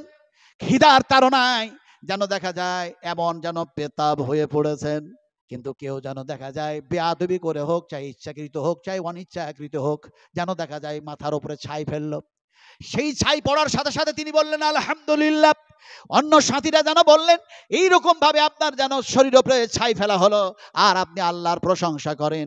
তিনি বললেন এই জন্যই করলাম, পেটে একদিকে খিদা, অন্যদিকে দেখা যায় নবীর হাদিস সংগ্রহ করার ইচ্ছা। এমনি করে ছাই যদি ফেলেছে, এই ছাইয়ের মধ্যে যদি আগুন থাকতো, অগ্নি থাকতো, তাহলে আমার শরীরের ক্ষতি হয়ে যেত। যে ক্ষতি থেকে আল্লাহ পাক বাঁচিয়েছেন, তাই জন্য আল্লাহর প্রশংসা করলাম। আরে এক সময় মৌলানা শামসুজ্জোহা, মৌলানা আরো যে সমস্ত আলেমেরা ছিলেন, তিনারা দেখা যায় 3 দিন 4 দিন 1 সপ্তাহ শুকনো রুটি যেন জড়ো করে রাখতো, একটু একটু করে খেত, আর দেখা যায় পানি খেয়ে তারা ক্লাস করেছে। আজকে বলে কি যে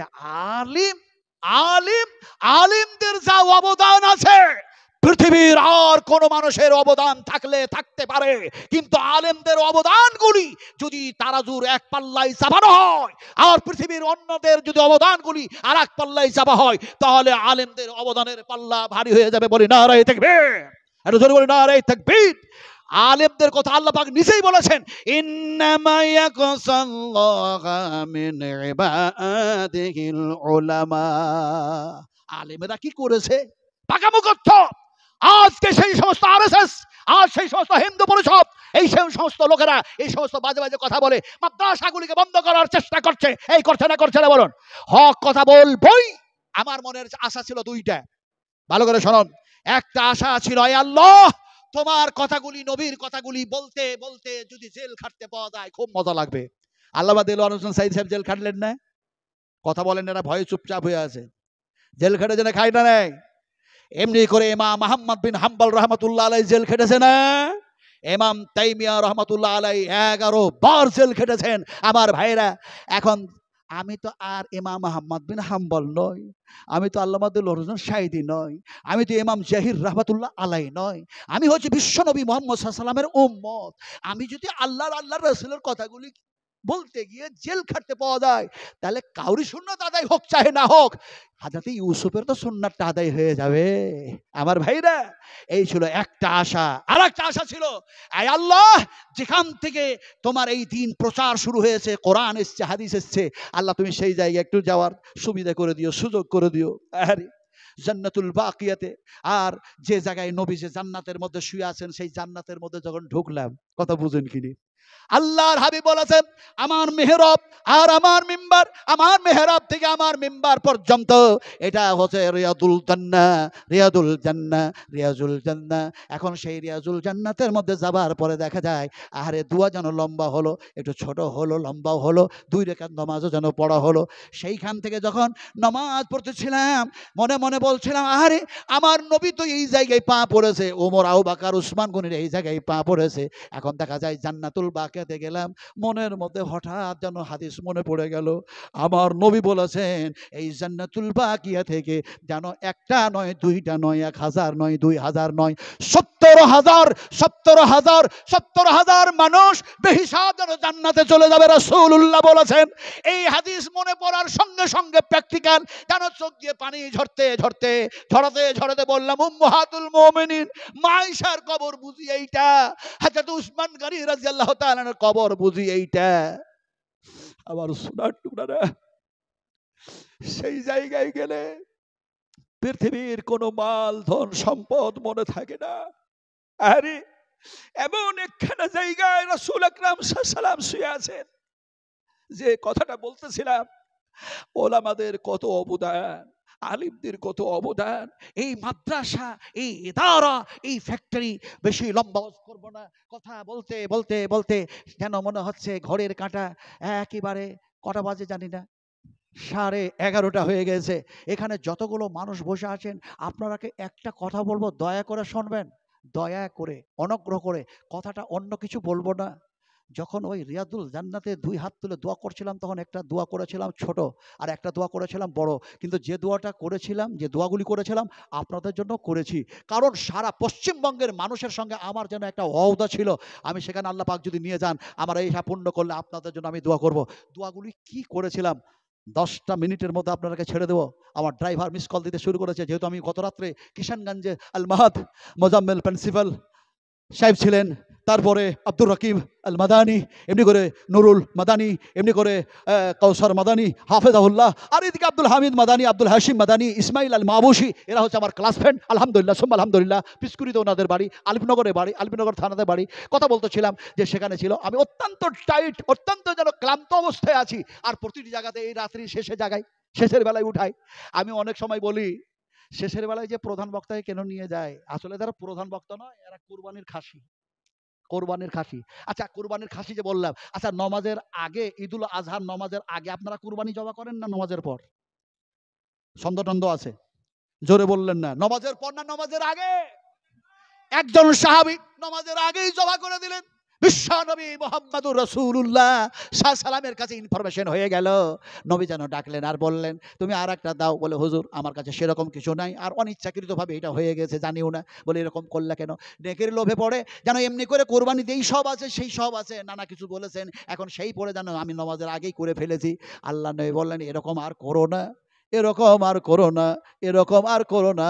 নমাজের পরেই যেন কোরবানি করবে। কমিটিরা ভালো হয়ে যেন সেই হাদিসের উপর আমল করে। প্রধান বক্তাকে আগে জবা করা হবে না, নইলে গন্ডগোল হয়ে যাবে। কথা বুঝেন কি? আমরা কোরবানির খাসি হয়ে গেছি।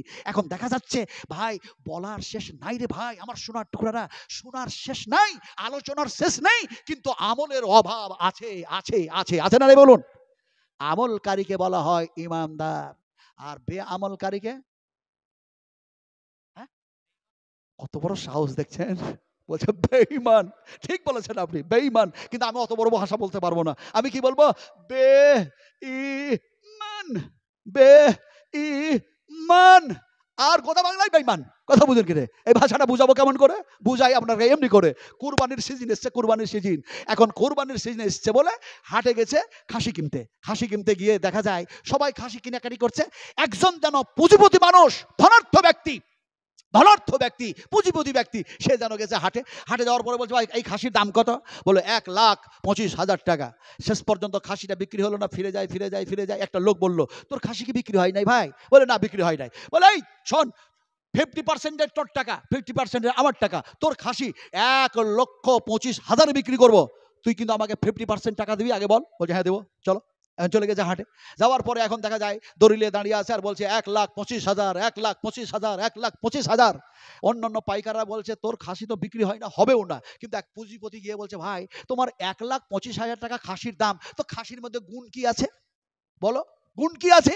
গুণ না থাকলে তো খাসি 1,25,000 কিনবো কেন? এমন সময় তার গাড়ির ড্রাইভার, ওই পুঁজিপতি লোকটার গাড়ির ড্রাইভার বলছে, মালিক খবরদার, ওদের ধোকায় পড়বেন না, ওরা মশলা উলট পালট করে দেয়, পাইকাররা উলট পালট মশলা করে দেয়। কোনটা বুঝাবো? একটা কাক আর একটা কবিতর ধরা পড়েছে জালে, ফাঁস জালে ধরা পড়ে গেছে। কাকটাও চিৎকার করছে, কা কা কা কা কা কা কা চিৎকার করছে, আর কবিতরটা কাঁদছে। তো কবিতরটা যখন কাঁদছে, তখন কাকটাকে বলছে, আর তুই কা কা করিস না, তো তোর চিৎকার শুনে ভালো লাগে না, তোর চিৎকার ভালো লাগে না, কা কা করিস না। কাকটা বলছে, তোর কান্নাও আমাকে ভালো লাগে না, তুই কাঁদছিস কেন? কবিতর বলছে, শোন, আমি হলাম হালাল, আমি হলাম বৈধ, মানুষের জন্য আল্লাহ হালাল করেছে, এই জাল থেকে বাইর করবে, আমারে জবা করে দিবে, আর রান্না করে যেন খেয়ে ফেলবে। আমি কাঁদতেছি, আমি হালাল জিনিস, আর তুই তো হারাম, তোরে তেমনি করে ধরবে, ফাঁস থেকে বাইর করবে, ছেড়ে দিবে, তুই চলে যাবি। ফলে তোর কাকা ভালো লাগে না। তুই যদিও বলিস আমার কান্না ভালো লাগে না, জবাব দিলাম, কাকটা বলছে শোন, আমি কেন কা কা করে চিৎকার করছি জানিস রে কবি, তোর গোস্ত যদিও হালাল হয়, মানুষের জন্য বৈধ হয়, আর আমার গোস্তটা যদিও হারাম হয়, তারপর আমি কান্না কেন করি শোনিস? ওই আলেমদের জন্য কান্না করছি, যে আলেমেরা কোন সময় ফতোয়া দিয়ে যেন কাকের গোশটাও হালাল করে দিবে। আজ চলছে না ফতোয়া, চলছে না। এখন দেখা যায় খাসির মধ্যে কি গুণ আছে যে তুমি 1,25,000 টাকা দাম চাইছো? তো খাসি যে বিক্রি করতেছে, ও বলছে আমার খাসির মধ্যে সবচেয়ে উত্তম গুণ হচ্ছে এইটা, খাসির ওপরে যে চাপবে মক্কা শরীফ আর মদিনা শরীফ দেখতে পাবে। বলে সর্বনাশ, আরে 10 লাখ খরচা হচ্ছে, 5 লাখ খরচা হচ্ছে, 1 লক্ষ টাকা উমরাতে খরচা হচ্ছে, আর খাসির ওপরে চাপলেই মক্কা আর মদিনা দেখতে পাওয়া যাবে। এমন সময় খাসিওয়ালা বলছে চেপে দেখো, দিয়ে খাসি নাও, আমার কথা শুনে নিও না, দেখতে পেলে কিনবে না তো কিনো না। এখন দেখা যায় ওই পুঁজিপতি লোকটা বলছে আমি কি চাপবো, তো আমার ওই কর্মচারীটাকে চাপে, তো ড্রাইভারটাকে চাপলে দেখতো মসজিদে নববিয়া দেখতে পাওয়া যাচ্ছে কিনা, আর বাইতুল হারাম দেখতে পাওয়া যাচ্ছে কিনা দেখতো। এখন কর্মচারীটা চেপেছে খাসির উপরে একটা পা দিয়ে বলছে আল্লাহু আকবার, আল্লাহু আকবার। তো বলছে কি হলো? বলছে ওই যে মক্কা শরীফে দেখা যাচ্ছে তফ হচ্ছে, আর মদিনা মসজিদে নববিয়াতে নামাজ হচ্ছে, দেখতে পাচ্ছি আল্লাহু আকবার, আল্লাহু আকবার। এখন ও নামলো, নামার পরে খাসিওয়ালা বলছে কর্মচারীর কথা শুনে আপনি বিশ্বাস করেন না, আপনি নিজে মালিক, আপনি নিজে টাকা দিবেন, কুরবানি দিবেন, নিজের হাতে জবা করবেন, আপনি নিজে চেপে দেখেন। এখন পুঁজিপতি মানুষটা নিজেই চেপেছে, চাপার পরে ও আর দেখতে পাই না, কই রে মদিনা, কই রে মক্কা, কাবাও দেখা যায় না, নববী মসজিদও দেখা যায় না। এখনো মনে মনে বলছে পুঁজিপতি মানুষটা, আরে আমার কর্মচারী বললো আল্লাহু আকবার দেখতে পাওয়া যাচ্ছে, আর আমি যদি বলি দেখতে পাওয়া যায় না, তাহলে এই এলাকার জনগণ বলবে তুমি পুঁজিপতি হতে পারো, তুমি ধনী হতে পারো, কিন্তু তুমি বেঈমান, তুমি বেঈমান, তোমার বেঈমান, তোমার ঈমান নাই, তোমার ঈমান নাই, ফলে আমি বেঈমান হব কেন? এখন ওর জ্বালাতে ওই ঈমান ঠিক রাখার জন্য বলছে আল্লাহু আকবার। কত সুন্দর কাবা আর কত সুন্দর যেন মদিনা। আজকে বেঈমানের অভাব নেই রে ভাই, আমলকারীর অভাব হয়ে গেছে, আমলকারীর অভাব হয়ে গেছে। আমরা কি সবাই আমল করতে চাই? আমি বলেছি যে সেই দোয়াটা পড়েছিলাম, সেই দোয়াটা পড়বো, 10 মিনিটের মধ্যে ছেড়ে দেবো। সমস্ত মানুষগুলো একটু দয়া করে এখানে উঠে আসবেন, একটু আসবেন 10টা মিনিটের জন্য, 10টা মিনিটের জন্য, 10টা মিনিটের জন্য নবীর মোহাব্বতে কোরআনের পক্ষে হাত উঠিয়েছেন। 10টা মিনিট কথা দিচ্ছি, কথা দিচ্ছি, ওয়াদা করছি, ওয়াদা খেলাপ করবো না ইনশাআল্লাহ। ভাই আসুন আসুন আসুন, এই ভাই যারা ওখানে বসে আছেন, আরে জায়গাটার সাথে এত প্রেম হয়ে গেল, এত ভালোবাসা হলো, সাহাবা একরামরা ঘর ছাড়লো, বাড়ি ছাড়লো, স্ত্রী ছাড়লো, মাতা পিতা ছাড়লো, সব ছাড়লো, হিজরত করে চলে গেল। হাই হাই হাই, আর ওই জায়গাতে বসে আছেন, অত ঠান্ডা নাই রে ভাই, আমি তো ঘামছি, আমার শরীর থেকে ঘাম বাইরে হচ্ছে। একটু ভালো করে বসুন, একটু ভালো করে বসুন। হাইয়াকাল্লাহ বারাকাল্লাহ। আপনারা সবাই নিয়ত করলেন একটা নিয়ত, নিয়তের কথা বুখারী শরীফে এসছে না ভাই, এসছে না? হাইয়াকাল্লাহ বারাকাল্লাহ। এখানে সবাই নিয়ত করলেন, নবীজি আপনাকে দেখতে পাই না, আপনি সেই জান্নাতের মধ্যে শুয়ে আছেন, আর হে আল্লাহ, হে আল্লাহ, আপনাকে দেখি নাই, আপনার জান্নাত দেখি নাই, আপনার জাহান্নাম দেখি নাই, কিন্তু আপনার কথাগুলি এবং রাসূলের কথাগুলি শুনলাম, শ্রবণ করলাম। আয় আল্লাহ, আয় আল্লাহ, আমরা বড়ই যেন নাসার বান্দা, বড়ই যেন আমরা গুনাহগার বান্দা। তো এই আল্লাহ, নবীকে দেখি নাই, নবী শুয়ে আছেন মদিনায় মুনাওয়ারায়, কিন্তু নবীর মাদ্রাসা, নবীর কারখানা, নবীর ইদারা, নবীর যেন প্রতিষ্ঠান, এই মাদ্রাসা দেখতেছি, ফলে আমি 1,000 টাকা দিচ্ছি, ওই নবীর হাতের পানি পান করে বেহেশতে যেতে চাই, মাকামে মাহমুদের সিজদায় পড়ে সুপারিশি করবে, সেটা যাতে আমার পক্ষে সুপারিশি হয়, তাই 1,000 টাকা নবীর মাদ্রাসায় দিচ্ছি। এই নিয়তটা করে একটা মানুষ বলবেন যে আমি 1,000 টাকা লেখাচ্ছি, থাকলে দিবেন, না লিখে দিবেন, বলুন নিয়ত করে ইনশাল্লাহ, বলুন 1,000 টাকা। এই হাতটা দিয়ে ইনশাল্লাহ দোয়া করব, এই হাত মুলতাজাম, মুলতাজাম হাতিম, যে সোনালী রঙের গেট, আল্লাহ চোকারটাকে ধরলাম, কি করে যে লক্ষ লক্ষ মানুষের মধ্যে আল্লাহ নিয়ে চলে গেলেন। আল্লাহ চেয়েছি 1,000, আমার সোনার টুকরা দিলেন, কত হাজার টাকা আছে। আরে আল্লাহ পাক বলেন কুরআনুল কারীমের মধ্যে, ওয়ামা ইয়াতাযাক্কারু ইল্লা উলুল আলবাব, জ্ঞানী মানুষ হয় তারা, জ্ঞানী মানুষ হয় তারা। এই দেখেন, এটা আবার কত হাজার টাকা আছে, এটা গুনার জন্য, হ্যাঁ 7,000, 7,500 রেখে দেন। আর এইটা কত আছে, কত হাজার, এইটা আবার কার কি মাথা গরম হলো? হাই রে, সোনার দাম এত বেশি, সোনার দাম এত বেশি, গলা থেকে খুলে সোনা দিয়ে বটে, যে চাঁদের উপর নয় রে ভাই। আরে এই সোনার মালা, এটা 1,000, আর একটা যেন এখানে 1,000, আর একটা যেন 1,000, এই টাকাগুলো ধরুন, আলহামদুলিল্লাহ একটা চেয়েছি, আপনারা দিয়েছেন, অনেকজন দিয়েছে। এটা আবার কত হাজার আছে দেখুন, একটু দেখুন এটা কত হাজার আছে, আলহামদুলিল্লাহ। এখন দেখা যায় এমনি করে আরো যেন এখানে এসছে যেন ১,৫০০ টাকা, ২,০০০ টাকা। আয় আল্লাহ, কি হয় তোমার বান্দারা যেন এমনি করে নবীজি বললেন ওয়াশারিউ ইলা মাগফিরাতিম মির রাব্বিকুম। এটা ৭,০০০, আবার ৭,৫০০, এটাও ৭,৫০০। দেখুন আলহামদুলিল্লাহ, আরো যেন দিয়েছে, আল্লাহ তুমি কবুল করে নাও। এমনি করে ওয়াশারিউ ইলা মাগফিরাতিম ربكم وجنات عرضها السماوات والأرض أعدت للمتقين। এই ওয়াজ যখন চলছে, বিশ্বনবী যখন বলছেন, সেই সময় একজন সাহাবী, একজন যুবক, তিনি বলছেন ফাইনানা ফাইনানা ফাইনানা। বুখারী শরীফের ইবারত, তিনি বলছেন ফাইনানা ফাইনানা ইয়া রাসূলুল্লাহ, হে আল্লাহ রাসূল, আল্লাহর রহমতের দিকে, মাগফিরাতের দিকে তাড়াতাড়ি করে যখন ডাকা হয়েছে, আর জান্নাতটা যখন জমিন ও আকাশের চাইতে বেশি প্রশস্ত, তাহলে পারে সেই জান্নাতে যাবার জন্য আমি ফাইনানা ইয়া রাসূলুল্লাহ, যদি শহীদ হয়ে মারা যায় আমি যাব কোথায়? রাসূল আকরাম সাল্লাল্লাহু আলাইহি সাল্লামের মুখ দিয়ে বাইর হয়ে গেল ক্বালা ফিল জান্নাহ। নবী বললেন জান্নাতের মধ্যে চলে যাবে। যুবকটা বাদাম খাচ্ছিল, খুরমা খাচ্ছিল, ছুঁড়ে ফেলে দিল, জিহাদের ময়দানে গেল আর শহীদ হয়ে গেল। নবীজি ৭০ জন সাহাবীকে যে জায়গায় তীর আন্দাজকারীকে দাঁড় করে রেখেছিলেন, নবীর কপালে এখানে লেগে যে মাথার যে কোনাটা, লোহার কোনাটা ঢুকে গেছিল, দিয়ে নবী করতে করতে যে জায়গায় পড়েছিলেন, তারপরে ওই ৭০ জন যে সাহাবী তীর আন্দাজকারীরা দাঁড়িয়েছিল, সেই রাস্তা তো আল্লাহ পাক পা গুলি দিয়ে হাঁটা করালো। দেখলাম উহুদ পাহাড়ে চাপলাম, বিশ্ব নবীর চাচা হযরত হামজা রাদিয়াল্লাহু তাআলা আনহু, এখনো জায়গাটা ফাঁকা হয়ে আছে, চতুর্দিকে পর্বত আছে। উহুদের পাহাড়ে চেপে দেখি যে জায়গায় লড়াইটা হয়েছিল ভাই, ফাঁকা যেন হয়ে আছে, কিন্তু আমার হামজা যে জায়গায় শহীদ হয়েছেন সেই জায়গা ফাঁকা নাই। ওখানে বিশাল বড় একটা মসজিদ কায়েম হয়েছে, মসজিদের নাম দেওয়া হয়েছে মসজিদে হামজা। আমি কত কথা বলবো, তো বলতে বলতে বলতে দেখা যায় সোনার যেন গলার, যেন দেখা যায় গলা থেকে গলায় যেন সোনা। আল্লাহু আকবার, কোন মাঝে দিয়েছে। আরে আল্লাহ, তুমি উম্মাহাতুল মুমিনিন মা আয়েশার সঙ্গে, মা হাফসার সঙ্গে, মা ফাতেমার সঙ্গে, মা খুদাইজার সঙ্গে, আল্লাহ তুমি এই তোমার পেয়ারা বান্দিকে জান্নাতের মধ্যে তাদের সঙ্গে তুমি প্রবেশ করাইয়া দিও। উদখুলুহা উদখুলুহা উদখুলুহা বিসসালামিন আমিন। প্রবেশ করো, এখানে যে শান্তি। এই মালাটার ১ ভরি ওজন। এখন ১ ভরি সোনার দাম প্রায় যেন ৮০,০০০ টাকা। আচ্ছা বলুন, আপনাদের কাছে কি আমি ৮০,০০০ টাকা চেয়েছিলাম? আপনাদের কাছে কি আমি ৭,০০০, ৭,৫০০ চেয়েছিলাম? আমি কি চেয়েছিলাম? বলেছিলাম ১,০০০ টাকা দিন, নিয়ত করতে বলেছিলাম এইটা।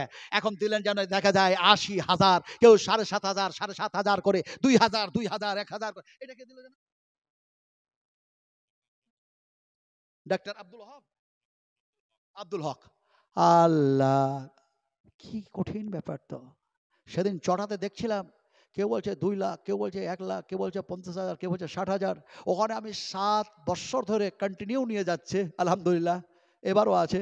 তো বলছিলাম কি যে সেখানকার এক কম্পিটিশন দেখেছি, আর আপনাদের মুর্শিদাবাদে আরেকটা জায়গাতে কম্পিটিশন দান হয়, ওই সুরুলিয়ানা জরুরি একটা মাদ্রাসা কি যেন একটা আছে রোডে ধারে, সেখানে একটা যেন কম্পিটিশন একটা দান হয়। তো এখানেও দেখা যাচ্ছে আলহামদুলিল্লাহ আলহামদুলিল্লাহ ৫০,০০০ টাকা। একটু জোরে আলহামদুলিল্লাহ পড়বেন না ভাই? একজন বলুন আলহামদুলিল্লাহ।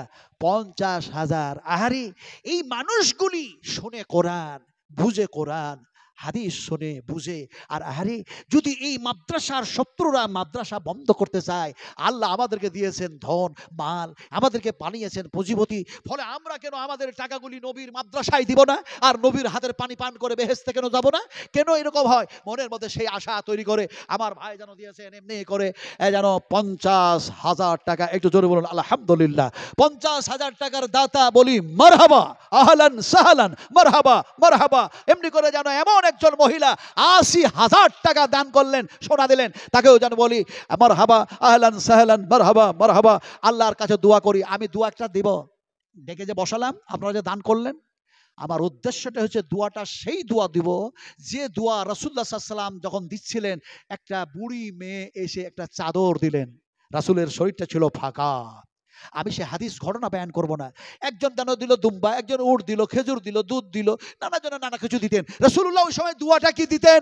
ওই দুয়াটা ইমাম বুখারী রাহমাতুল্লাহ আলাইহি বুখারী শরীফের মধ্যে কোট করে দিয়েছেন।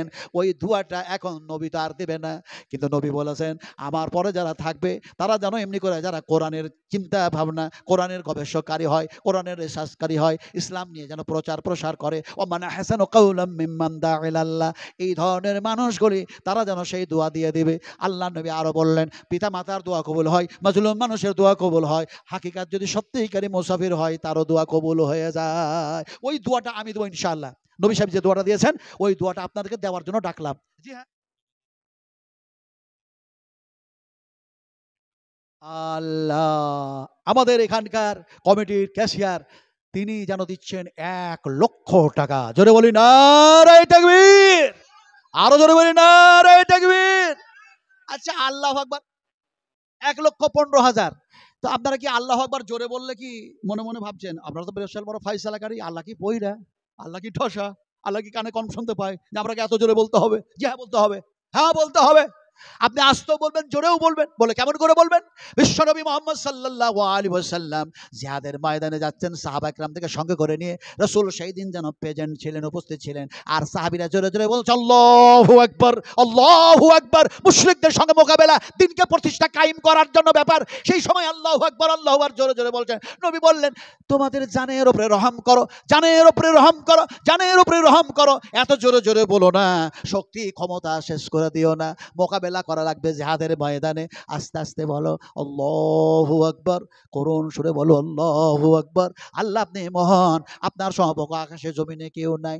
আবার যেন দেখা যায় এমনি করে ঈদুল আজহা, ঈদুল ফিতরের নামাজ পড়তে যাওয়া হচ্ছে, এমন সময় যেন দেখা যায় সাহাবীরা সেই যেন আস্তে আস্তে বলছে। আল্লাহ নবী সে সময় বললেন জোরে জোরে বলো, জোরে জোরে বলো, তালবিয়াটা জোরে জোরে পড়ো, আল্লাহু আকবার, আল্লাহু আকবার, লা ইলাহা ইল্লাল্লাহু, আল্লাহু আকবার, আল্লাহু আকবার, ওয়ালিল্লাহিল হামদ। জোরে জোরে বলো, জোরে জোরে বলো। একজন বললেন সাহাবী ইয়া রাসূলুল্লাহ, জিহাদের ময়দানে বললেন জানের উপরে রহম করো। আস্তে বলো, আজকে কেন জোরে আপনি বলতে বলেন? বিশ্ব নবী বললেন সাহাবীরে আজকে এই জন্যই জোরে জোরে বলতে বলি, আজকের রাত্রে যেন বাজেট পাস হয়ে গিয়েছে, আল্লাহ পাক তোমরাকে ইনাম দেবে, প্রাইজ দেবে। সেই প্রাইজ নেওয়ার জন্য ঈদগাহের ময়দানে যাচ্ছ, আর তোমরা জোরে জোরে বলো। এমন সময় নবী বললেন এমনি করে গাছ, এমনি করে পাহাড়, এমনি করে পর্বত, এমনি করে ঘাস, এমনি করে যত আছে তারা শুনবে। আর কিয়ামতের মাঠে তোমাদের হয়ে আল্লাহর সামনে সাক্ষী দেবে। ইয়াউমাইযিন তুহাদ্দিসু আখবারাহা। তো 1,15,000 টাকা দেয়, 80,000 টাকা দেয়, 50,000 টাকা দেয়, 7,500 করে টাকা দেয়, এমনি করে 2,000 করে টাকা দেয়। আপনারা একটু জোরে বলতে পারবেন না? আল্লাহকে বড় করতে পারবেন না? একটু জোরে বলি নারায়ে তাকবীর, আরো জোরে বলি নারায়ে তাকবীর। আহা, আল্লাহ সবচেয়ে বড়, আল্লাহর সমকক্ষ কেউ নেই। এবার দোয়াটা দিব, দোয়াটা দিব। কিন্তু এখানে যতগুলো মানুষ বসেন জানি না কে কে দিল না দিল। আপনাদের কাছে মনে হয় নয় জিলাপি টিলাপি খেয়ে শেষ করতেছেন নাকি ভাই? 100 করে টাকা দেন তো আমার হাতে, 100 করে আছে, দেন। হাই রে, যখন সাফা মারওয়া সাই করছি এমনি করে ঢুকবেন, এমনি করে ঢুকলেন আর বললেন ইন্না শাফা ওয়াল মারওয়াতা মিন শাইরিল্লাহ ফামান হাজ্জাল বাইতা বিতামারা ফালা জুনাহা। তখন ঢুকলেন, ঢুকে আবার ঘুরে যান এইদিকে, কাবা ঘর দেখতে পাবেন, আর সাফা মারওয়া পাহাড়ও দেখতে পাবেন। কিন্তু ওপরে চলে গেলে, মিডিলে গেলে দেখতে পাবেন না, আর তার উপরে গেলে দেখতে পাবেন না।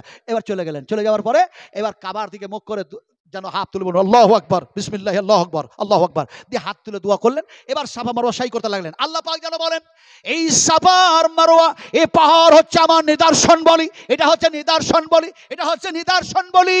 ফলে যেন এর মধ্যে যারা সাফা মারওয়া সাই করে আল্লাহ পাক বলছেন এরাকে আমি নিষ্পাপী বানায়া দিই। এমনি করে দেখা যায়, আলহামদুলিল্লাহ, এমনি করে দেখা যায়, জানে এমনি করে দেখা যায় যে এই মানুষগুলি যখন এমনি করে দরাদরি ছোটাছুটি সাফা মারওয়া সাই করলো, ঠিক যেমন একটা বাচ্চা আজকে জন্ম নেয়, কোনো গুনাহ থাকে না, পাপ থাকে না, সেই ধরনের সেই মানুষটাও যেন এমনি করে নিষ্পাপী হয়ে যায়। আল্লাহ পাক আমি যাকে নিষ্পাপী করে দিই, গুনাহগুলি খণ্ডন করে দিই। মাফ করার মালিক, একটু জোরে বলেন না কথা, মাফ করার মালিক আর ক্ষমা করার মালিক যদি আল্লাহ হয়, সাজা দেওয়ার মালিক কে? আস্তে করে বললেন কেন? فأخذتهم فكيف كان عقاب إن العرض لله يورثها من يشاء من عبادي والعاقبة للمتقين আমি এই আয়াতগুলি পারলাম না সাই নজরুল বয়ান করতে, সময় নাই, ঘড়ির কাঁটা যেন 12টা বাজতে যাচ্ছে। আমার ভাইয়েরা ড্রাইভার বারবার মিস কল দিচ্ছে, বলো না আগামীকাল আগামীকাল সেখানেও দেখা যায় এমনি করে যেন বিশাল এক মাদ্রাসা, সেই আপনার এমনি করে মালদা ডিস্ট্রিক্ট বদরুদ্দোজা নদভী সাহেব সেখানে আমাকে বলেছেন যে বুড়ো হয়ে গেলেন, আমার বাপের সাথে জালসা করতে করতে বুড়ো হয়ে গেলেন, কিন্তু দেখছি কোনো রকমের অভাব নেই, বলার মধ্যে অভাব নেই, গলার কণ্ঠস্বরে অভাব নেই, বুঝাবার অভাব নাই। আলহামদুলিল্লাহ, হাইয়াকাল্লাহ বারাকাল্লাহ জাযাকুমুল্লাহু খাইরান জাযা হাসানাল জাযা।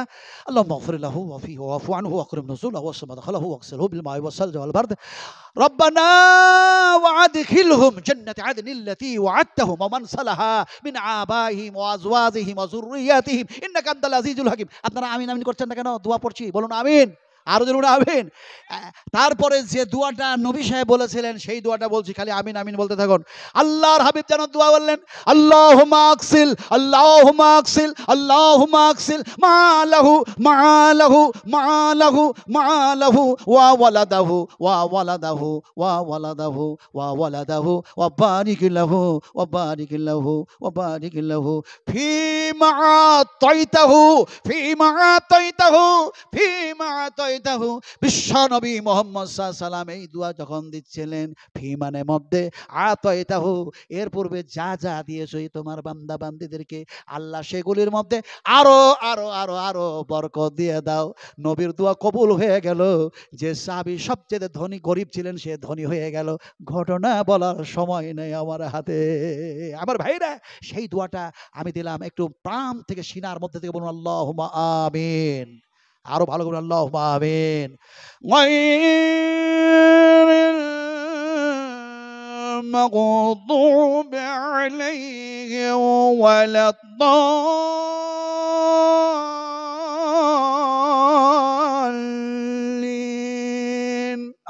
আমিন। বুখারী শরীফের হাদিস আবার বলা লাগবে নাকি? আপনারা তো সবাই জানেন।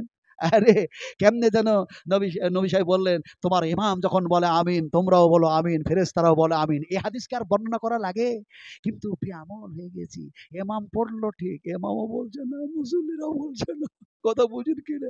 আল্লাহ বলছে ফাঁকিবাজ, ভালো করে জানছি তোরা কত বড় ফাঁকিবাজ, আমি কি তার চাইতে কম? আল্লাহ বলছে মাকারু ওয়া মাকারাল্লাহু ওয়াল্লাহু খায়রুল মাকিরিন। বেশি চালাকি করো না, বেশি চতুরতা দেখাইও না। আমি আল্লাহর কাছে কাউরি চালাকি আর চতুরি চলে না, কারণ তোমাদের আমল দেখে এই ফাইসালা আমি আল্লাহ করব। ফামান ইয়ামাল মিসকালা যাররাতিন খায়রান ইয়ারা ওয়া মান ইয়ামাল মিসকালা যাররাতিন শাররান ইয়ারা। জাররা জাররা, খারাপ করলেও বদলা, ভালো করলেও বদলা। জাররা বুঝাবো কেমন করে? সূর্য উদয় হয়েছে, সূর্য উদয়। আচ্ছা, এই যে কথাগুলো বলছে, এই কথাগুলো কার বলছি বলুন তো? আয়াত বললাম কার? বুঝতে পারছি না, এমনি করে বুঝাই, গোদা বাংলায় বুঝাই আপনাদেরকে। সবচেয়ে ভালো কথা কার? শুধু আল্লাহর। এই তো, শুধু আল্লাহর। সবচেয়ে ভালো কথা হচ্ছে আল্লাহ এবং আল্লাহর রাসূলের। আর সবচেয়ে খারাপ কথা কার? হ্যাঁ, আবু জাহেলের। বিশ্বনবী যে বাড়িতে জন্ম নিয়েছেন, নিজের চোখ দিয়ে দেখলাম, হাঁটলাম, গেলাম। হ্যাঁ, তো ওই বাড়িটা থেকে, বাড়িটা এখন লাইব্রেরিতে পরিণত হয়েছে, বাড়িটা থেকে আবু জাহেলের বাড়ি মাত্র কয়েক মিটার দূরে, জানলেন কিনা? আর সেগুলো পেশাব পায়খানাতে পরিপূর্ণ করে দেওয়া হয়েছে। তারপর বাইতুল হারাম একবার কাছাকাছি, আর ওই দুয়ার দিয়ে নবী সাহেব যেতেন, বুঝতে পারলেন কিনা? তো আবু জাহেলের কথা খারাপ নয় রে ভাই। আবু জাহেলের কথা খারাপ হতে গেলে তো আবু জাহেলের নাম আবুল হাকাম কেন হবে? জ্ঞানীদের পিতা। কিন্তু যখন বদমাশি আর দুষ্টামি আর নানা রকমের যেন জাহিলাতি কাজ করেছিল, তখনই তার নাম হয়ে গেল আবু জাহেল। কথা বুঝেন কিনা? কিন্তু সবচেয়ে খারাপ কথা কার? আল্লাহ তার কথা কোরআনে বলেছেন। সবচেয়ে খারাপ কথা আপনি বললেন কি জানো? হ্যাঁ ঠিক বলেছেন, ইবলিস, শয়তানের। শয়তানকে কে কে দেখেছেন? হাত তুলে দেখান। নবী সাহেব বলছেন আমি একদিন দেখলাম নামাজ পড়ছিলাম, নফল নামাজ, তিরমিজি শরীফ হাদিস। আর দেখা যায় এমনি করে নামাজের মধ্যে বিভ্রান্ত করার চেষ্টা করলো। আর আমি নেওয়ার ইচ্ছা হয়ে গেল, আমি এমনি করে যেন নামাজ ছেড়ে দিই আর শয়তানকে যেন বেঁধে দিই আর সাহাবা একরামদেরকে দেখাইয়া দিই, বলে এটা হলো তোমার যেন প্রকাশ্য দুশমন, শত্রু। কিন্তু নামাজটাও ছাড়লাম না আর শয়তানকেও বাঁধলাম না। হযরত সুলাইমান আলাইহিস সালাতু সালামের দিকে লক্ষ্য করে, তার যেন দুয়ার দিকে, দরখাস্তর দিকে লক্ষ্য করে। তার মানে তিনি বলেছেন, আমাকে যা মজেজা দিয়েছো আর যা তুমি এমনি করে জিন বাতাস সব তাবে করে দিয়েছো, তারপরে পিপিলিকা থেকে সাপ পর্যন্ত, আবলা প্রাণী পর্যন্ত ভাষা বোঝার জ্ঞান দিয়েছো, ইলম দিয়েছো, এটা আর কাউরে দিও না। কিন্তু আল্লাহ সুবহানাহু তাআলা বিশ্ব নবী মুহাম্মদ সাল্লাল্লাহু আলাইহি সাল্লামকে সমস্ত নবীদের গুণাগুণ, গুণাবলী সবকিছু একত্রিত করে বিশ্ব নবীকে দেওয়া হয়েছিল। নবী বললেন তার যেন দরখাস্তের দিকে লক্ষ্য করে আমি বাঁধলাম না। এখন আল্লাহর যেন রাসূলের কথা সবচেয়ে ভালো আর শয়তানের কথা আর আবার বলেন খারাপ। বুঝাবো কেমন করে? বুঝাচ্ছি এমনি করে। একটা অসুস্থ মানুষ, ফি কুলুবিহিম মারাজুন ফাযাদাহুমুল্লাহু মারাজান ওয়া লাহুম আযাবুন আলীম। আমি এই আয়াতের সান্নুজুল বায়ান করছি না, আসলে যুক্তি দিচ্ছি, ভালো করে শুনুন। যে খারাপ কথা যে শয়তানের সবচেয়ে বেশি, এটা বুঝাচ্ছি আপনাদেরকে। একটা অসুস্থ মানুষ, অসুস্থ, আরে ভাই ইমানের জং, ইমানের মরিচা সাফ করতে গেলে কোরআন কেমিক্যাল দিয়ে সাফ করতে হবে, সহি হাদিস দিয়ে সাফ করতে হবে। এখন দেখা যায় একটা অসুস্থ মানুষ ওই ডাক্তার কাছে গেছে, স্যার স্যার আমি হেভি অসুস্থ, আমাকে একটু ভালো করে ট্রিটমেন্ট করুন আর ভালো করে ওষুধ দেন। এখন ডাক্তার কেন প্রেশার মাপলো, হাত ধরলো, এটা দেখলো, ওটা দেখলো, সব দেখলো, ওই যে ওপর দিক দেখা হয়ে গেছে, তোমাকে কিছু ওষুধ দিলাম নিয়ে যাও, তবে তোমার ভিতরের যে পার্টসগুলো খারাপ হয়ে গেছে ওইগুলো তো দেখা সম্ভব নয়, ফলে অমুক দিন অমুক তারিখে মল আর মূত্র নিয়ে এসো, মল আর মূত্র। এখন এই কথা বলে দিল, লোকটা যেন চলে যাচ্ছে, চলে যেতে গিয়ে মনে মনে ভাবছে মল আর মূত্র নিয়ে ডাকলো ঠিক, কিন্তু মূত্রটা না হয় একটা বোতলের মধ্যে ভোরের মধ্যে নিয়ে আসবো, কিন্তু মলটা কিসে নিয়ে আসবো? তো চিন্তা ভাবনা করে, জ্ঞানী মানুষ তো, এখন বাড়ি ফিরে যাওয়ার সময় একটা ওই মাটির মিষ্টির ভাঁড় হয় না, ওই ভাঁড়গুলো একটা হাতে করে কিনে নিয়ে চলে যাচ্ছে বাড়িতে। তোর স্ত্রী বলছে অসুখ অসুখ ধরা পড়েছে, বলে অসুখ তো ধরা পড়েছে, তো ভিতরকার পার্টসগুলো খারাপ আছে, হ্যান আছে, তেন আছে, বলতে পারলো না ডাক্তার, তো মল আর মূত্র নিয়ে অমুক তারিখে ডেকেছে। তো বলছে তুমি ওটা নাই ডেকেছে তো খালি ভাঁড় কেন নিয়ে আসলে, এই মাটির ভাঁড়টা খালি খালি নিয়ে আসলে কেন? তো পেশেন্টটা বলছে তোদের বুদ্ধি কম রে, বুদ্ধি কম, তোদের বুদ্ধি কম। বুদ্ধি কম? 8টা ছেলের মা, 12টা ছেলের মা, তোমার সংসার চালাচ্ছি আর আমাদের বুদ্ধি কম? পেশেন্টটা বলল শোনো, নবী সাহেব বলেছেন তোমাদের বুদ্ধি কম, তোমাদের বুদ্ধি কম। মা আয়েশাকে একদিন বললেন বুদ্ধি তোমাদের কম, মেয়েদের বুদ্ধি কম। বলে কেমন করে? বলে তোমরা যখন সাক্ষী দিবে তখন ডবল, আর ছেলেরা সাক্ষী দিলে একজন, ফলে যেন দেখা যায় পুরুষের পক্ষে যেন তোমাদের যেন ডবল লাগবে, তোমাদের বুদ্ধি কম থাকার কারণে। পেশেন্টটা যখন ওই কথা বলল, স্ত্রী বলছে নবী যখন বলেছে মেনে নিতেই হবে, আপনাদেরকে শোনাচ্ছি, মানতে হবে কি। এমন সময় দেখা যায় ওকে খেতে দিল, স্বামীর খিদমত করলো, যত্ন করলো, হ্যান করলো, ত্যান করলো, সব করলো, এবার খাওয়া দাওয়া হয়ে গেছে, দিনগুলো পার হয়ে গেল, তারিখটা এসে গেছে। এখন টয়লেটে গেছে, টয়লেটে গিয়ে মানুষটা চিন্তা করছে তাই তো ডাক্তার তো আমাকে বললো না, পরিমাণটা যদি বলে দিত যে একটু একটু করে নিয়ে আসো, তাহলে একটু একটু করে নিয়ে যেতাম, কিন্তু একটু একটু নিয়ে গেলাম মল আর মূত্র, আর ডাক্তার যদি বলে যে আর একটু লাগবে, তো পাবো কোথায়? তো এত ঝামেলা আর এত টেনশনে পড়া যাবে না। ও কি করেছে, সম্পূর্ণ পায়খানাটা ওই নতুন মাটির ভাঁড়ে যেন ভরে দিয়েছে, যে ওর গলায় পেপার, নতুন পেপার সাঁটিয়ে সুতুলি দড়ি বেঁধে দিয়েছে, আর যতটা পেশাব হয়েছে টাটকা পেশাব একটা বোতলের মধ্যে ভরে ওর মুখিটা লাগিয়ে দিয়েছে। সকালবেলা হয়েছে, কম্পাউন্ডারের কাছে নাম লেখাতে হবে, এখন দেখা যায় দুইটা জিনিসকে হাতে ধরে ঝুলিয়ে নিয়ে চলে যাচ্ছে। পাড়ার লোকেরা মনে মনে ভাবছে লোকটা মনে হয় কোনো আত্মীয়র বাড়ি যাচ্ছে, তাই এক হাতে মিষ্টির ভাঁড় আর এক হাতে মানে পানি টানি খাবে, তাই যেন বোতলে পানি। এটা পাড়ার লোকের ধারণা। ডাক্তারের চেম্বারের সামনে যখন গেছে, কম্পাউন্ডার চার চোখে দেখে আর বলে এই পেশেন্টটা তো এসছিল, বুঝি এই ডাক্তারের ঔষধে মনে হয় উপকার পেয়েছে, ভালো হয়েছে, তাই ডাক্তারের জন্য মনে হয় মিষ্টির ভাঁড় নিয়ে আসছে, এটা উপহার। এটা কম্পাউন্ডারের ধারণা। এখন দুটোই জিনিস গিয়ে কম্পাউন্ডারকে দিয়ে দিল, দিয়ে দেওয়ার পরে কম্পাউন্ডার কি করলো, পানির বোতল ভেবে পেশাবের বোতলটাকে টেবিলের নিচে রাখলো, আর মিষ্টির ভাঁড় ভেবে চেম্বারে ডাক্তারের টেবিলের উপরে রাখলো। ডাক্তার তাড়াহুড়ো করে গোসল করে এসছে, বলে পেশেন্ট দেখতে হবে। এমন সময় দেখে ডাক্তার এ তো হ্যাভি, অনেক অনেক পেশেন্ট, তো তাদের নাম লেখালেখি নিয়ে তো কম্পাউন্ডার একদম ব্যতিব্যস্ত, তো ওকে আর বিরক্ত করে লাভ নাই। ঘরে একটা কর্মচারীকে ডাক্তার ডেকে বললো মিষ্টির ভাঁড়টা বাড়ির দিকে পার করে দে। চলে গেল বাড়ির দিকে।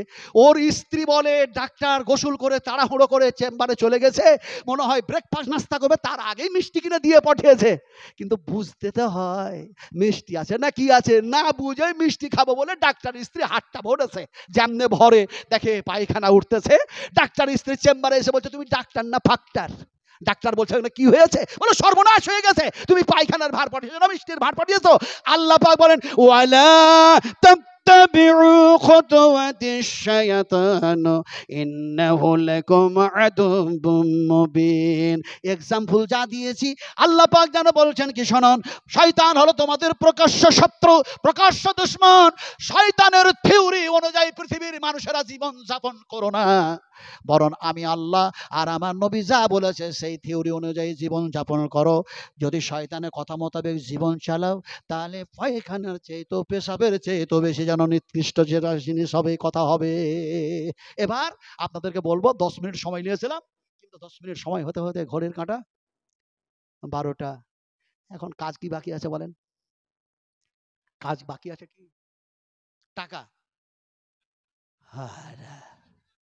আরে ভাই বাকি আছে, 12টা পর্যন্ত রাত জাগলাম, 1টা পর্যন্ত রাত জাগলাম, তারপরে ফজরের নামাজ নাই। হায় হায় হায় হায়, মুনাফেক মুনাফেক, ফজরের নামাজ জমাতে নাই, বক্তার নামাজ নাই।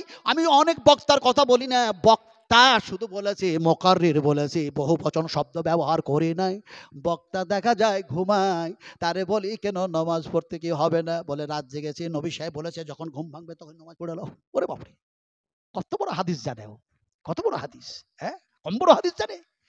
কথা বলতেছিলাম রাত্রি 12টা হয়ে গেছে, মাদ্রাসার জন্য তিল তিল শরীর রক্ত থাকা পর্যন্ত দান করবেন, কিন্তু এখানে যতগুলি মানুষ বসে আছি ফরজ নামাজ ছেড়ে দিব না, জমাতে নামাজ পড়বো। একবার বলতে হবে ইনশাআল্লাহ। পড়বেন তো? পড়বেন তো? খবরদার ঘুমায়া নামাজকে যাই করবেন না, নিজের আমল বরবাদ আমরা করবো না, বলুন ইনশাআল্লাহ। লাস্ট হাদিস বলে আমি শেষ করবো। বারবার আমাকে ড্রাইভার মিস কল দিচ্ছে, আসছি ভাই আসছি, দাঁড়ান দাঁড়ান। নাসিরউদ্দিন আলবানী ছিলেন একজন, কিন্তু আমার ড্রাইভারের নাম হচ্ছে নাসিরউদ্দিন, আর ভাবনা থেকে এসছে নাসিরউদ্দিন। তার বাড়িতে ছিলাম, বলো না কথা বুঝেন কিনা। উনি বলেন এই এলাকাতে আসলে আমার বাড়িতে থাকতে হবে। ওনার বাড়িতে আমি প্রায় 2 ঘন্টা থেকে 2.5 ঘন্টা রেস্ট নিচ্ছিলাম আলহামদুলিল্লাহ। আর নাস্তা পানি যথেষ্ট পরিমাণে করেছেন, যার জন্য এই মাদ্রাসার আমি একটু পানিও খাইনি এখন পর্যন্ত। এই মাদ্রাসার এখনো পর্যন্ত একটু পানিও খাই নাই। কোথায় রান্না হচ্ছে কি হচ্ছে কিছু জানিও না, কথা বুঝছেন কি না। মুসাফির মানুষ, নতুন মানুষ কিছু বুঝিও না। তো যাক কথা হচ্ছে কি যে আমার ড্রাইভার নাম হচ্ছে নাসিরউদ্দিন। লাস্ট হাদিস বলে শেষ করব। হাদিসটা বিশ্বনবী মুহাম্মদ রাসূলুল্লাহ সাল্লাল্লাহু আলাইহি সাল্লামের কাছে কোথা থেকে একটা মানুষ আসলে এসে বলল, আসসালামু আলাইকা ইয়া রাসূলুল্লাহ, হে নবী আপনি এমন কিছু কথা বলুন যে কথাগুলি আমল করার পরে আমি আল্লাহর নৈকট্য লাভ করতে পারবো। আল্লাহর নবী যেন বললেন যে এই আল্লাহর বান্দা, এই আল্লাহর বান্দা, এই আল্লাহর বান্দা, এক আল্লাহর সঙ্গে শিরক করো না, শিরক করো না, ইন্না শিরকা লা যুলমুন আযীম। খবরদার এক আল্লাহর সঙ্গে শিরক করো না। এই আল্লাহর বান্দা, এই আল্লাহর বান্দা, ফরজ নামাজ, ফরজ যেন রোজা, ফরজ যেন সালাত, ফরজ যেন সিয়াম ছেড়ে দিও না, ছেড়ে দিও না। আবার নবী বললেন এমনি করে যাকাত দেওয়া বন্ধ করো না, যাকাত দেওয়া বন্ধ করো না। লোকটি যেন সঙ্গে সঙ্গে নবীর কথা শুনে বলল, আল্লাহ ওয়াল্লাহ ওয়াল্লাহি ওয়াল্লাহি, একই আল্লাহর কসম কে বলি ইয়া রাসূলুল্লাহ, যতটা আপনি বললেন তার কমও করব না, তার কিঞ্চিত পরিমাণও বেশিও করব না। কসম খেলো আর চলে গেল। আল্লাহ নবী সাহাবীদেরকে বলেন, ও সাহাবীরা লোকটার দিকে চেয়ে দেখো, আমি মুহাম্মদ সাল্লাল্লাহু আলাইহি ওয়াসাল্লাম বলছি, যে বললো কমও করব না বেশিও করব না, কসম খেয়ে বলল আমি রাসূলুল্লাহ বলছি লোকটা হলো জান্নাতি। আমরাও কম করব না বেশি করব না, আমার নবী যেভাবে আমাদেরকে বলেছেন চলতে আমরাও সেইভাবে চলব, বলুন ইনশাআল্লাহ। আল্লাহর কাছে দোয়া করি, আয় আল্লাহ বলার চাইতে শোনার চাইতে এমনি করে বেশি বেশি করে উত্তম আমল করা আমাদেরকে তৌফিক দান করো, আল্লাহুম্মা আমিন। রিয়াজুল জান্নাতে দোয়া করেছিলাম, সেই দোয়াটা এখনো করছি, শুধু আপনারা আমিন আমিন করুন। আল্লাহুম্মা গফির লানা ওয়ালিল মুমিনিনা ওয়াল মুমিনাত ওয়াল মুসলিমিনা ওয়াল মুসলিমাতিল আহইয়া ওয়াল আমওয়াত।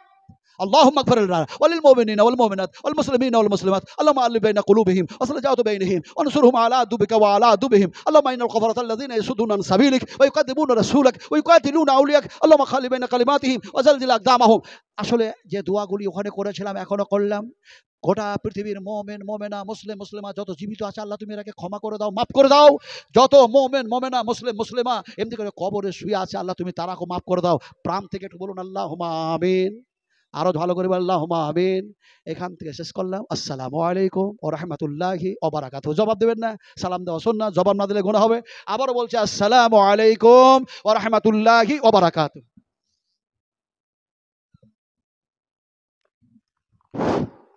এখান থেকেই সভা শেষ হচ্ছে। সকলের কাছে অনুরোধ শেষের দোয়াটি পড়ে স্থান ত্যাগ করবেন। সুবহানাকা আল্লাহুম্মা ওয়া বিহামদিকা আশহাদু আল্লা ইলাহা ইল্লা আনতা আস্তাগফিরুকা ওয়া আতুবু ইলাইক।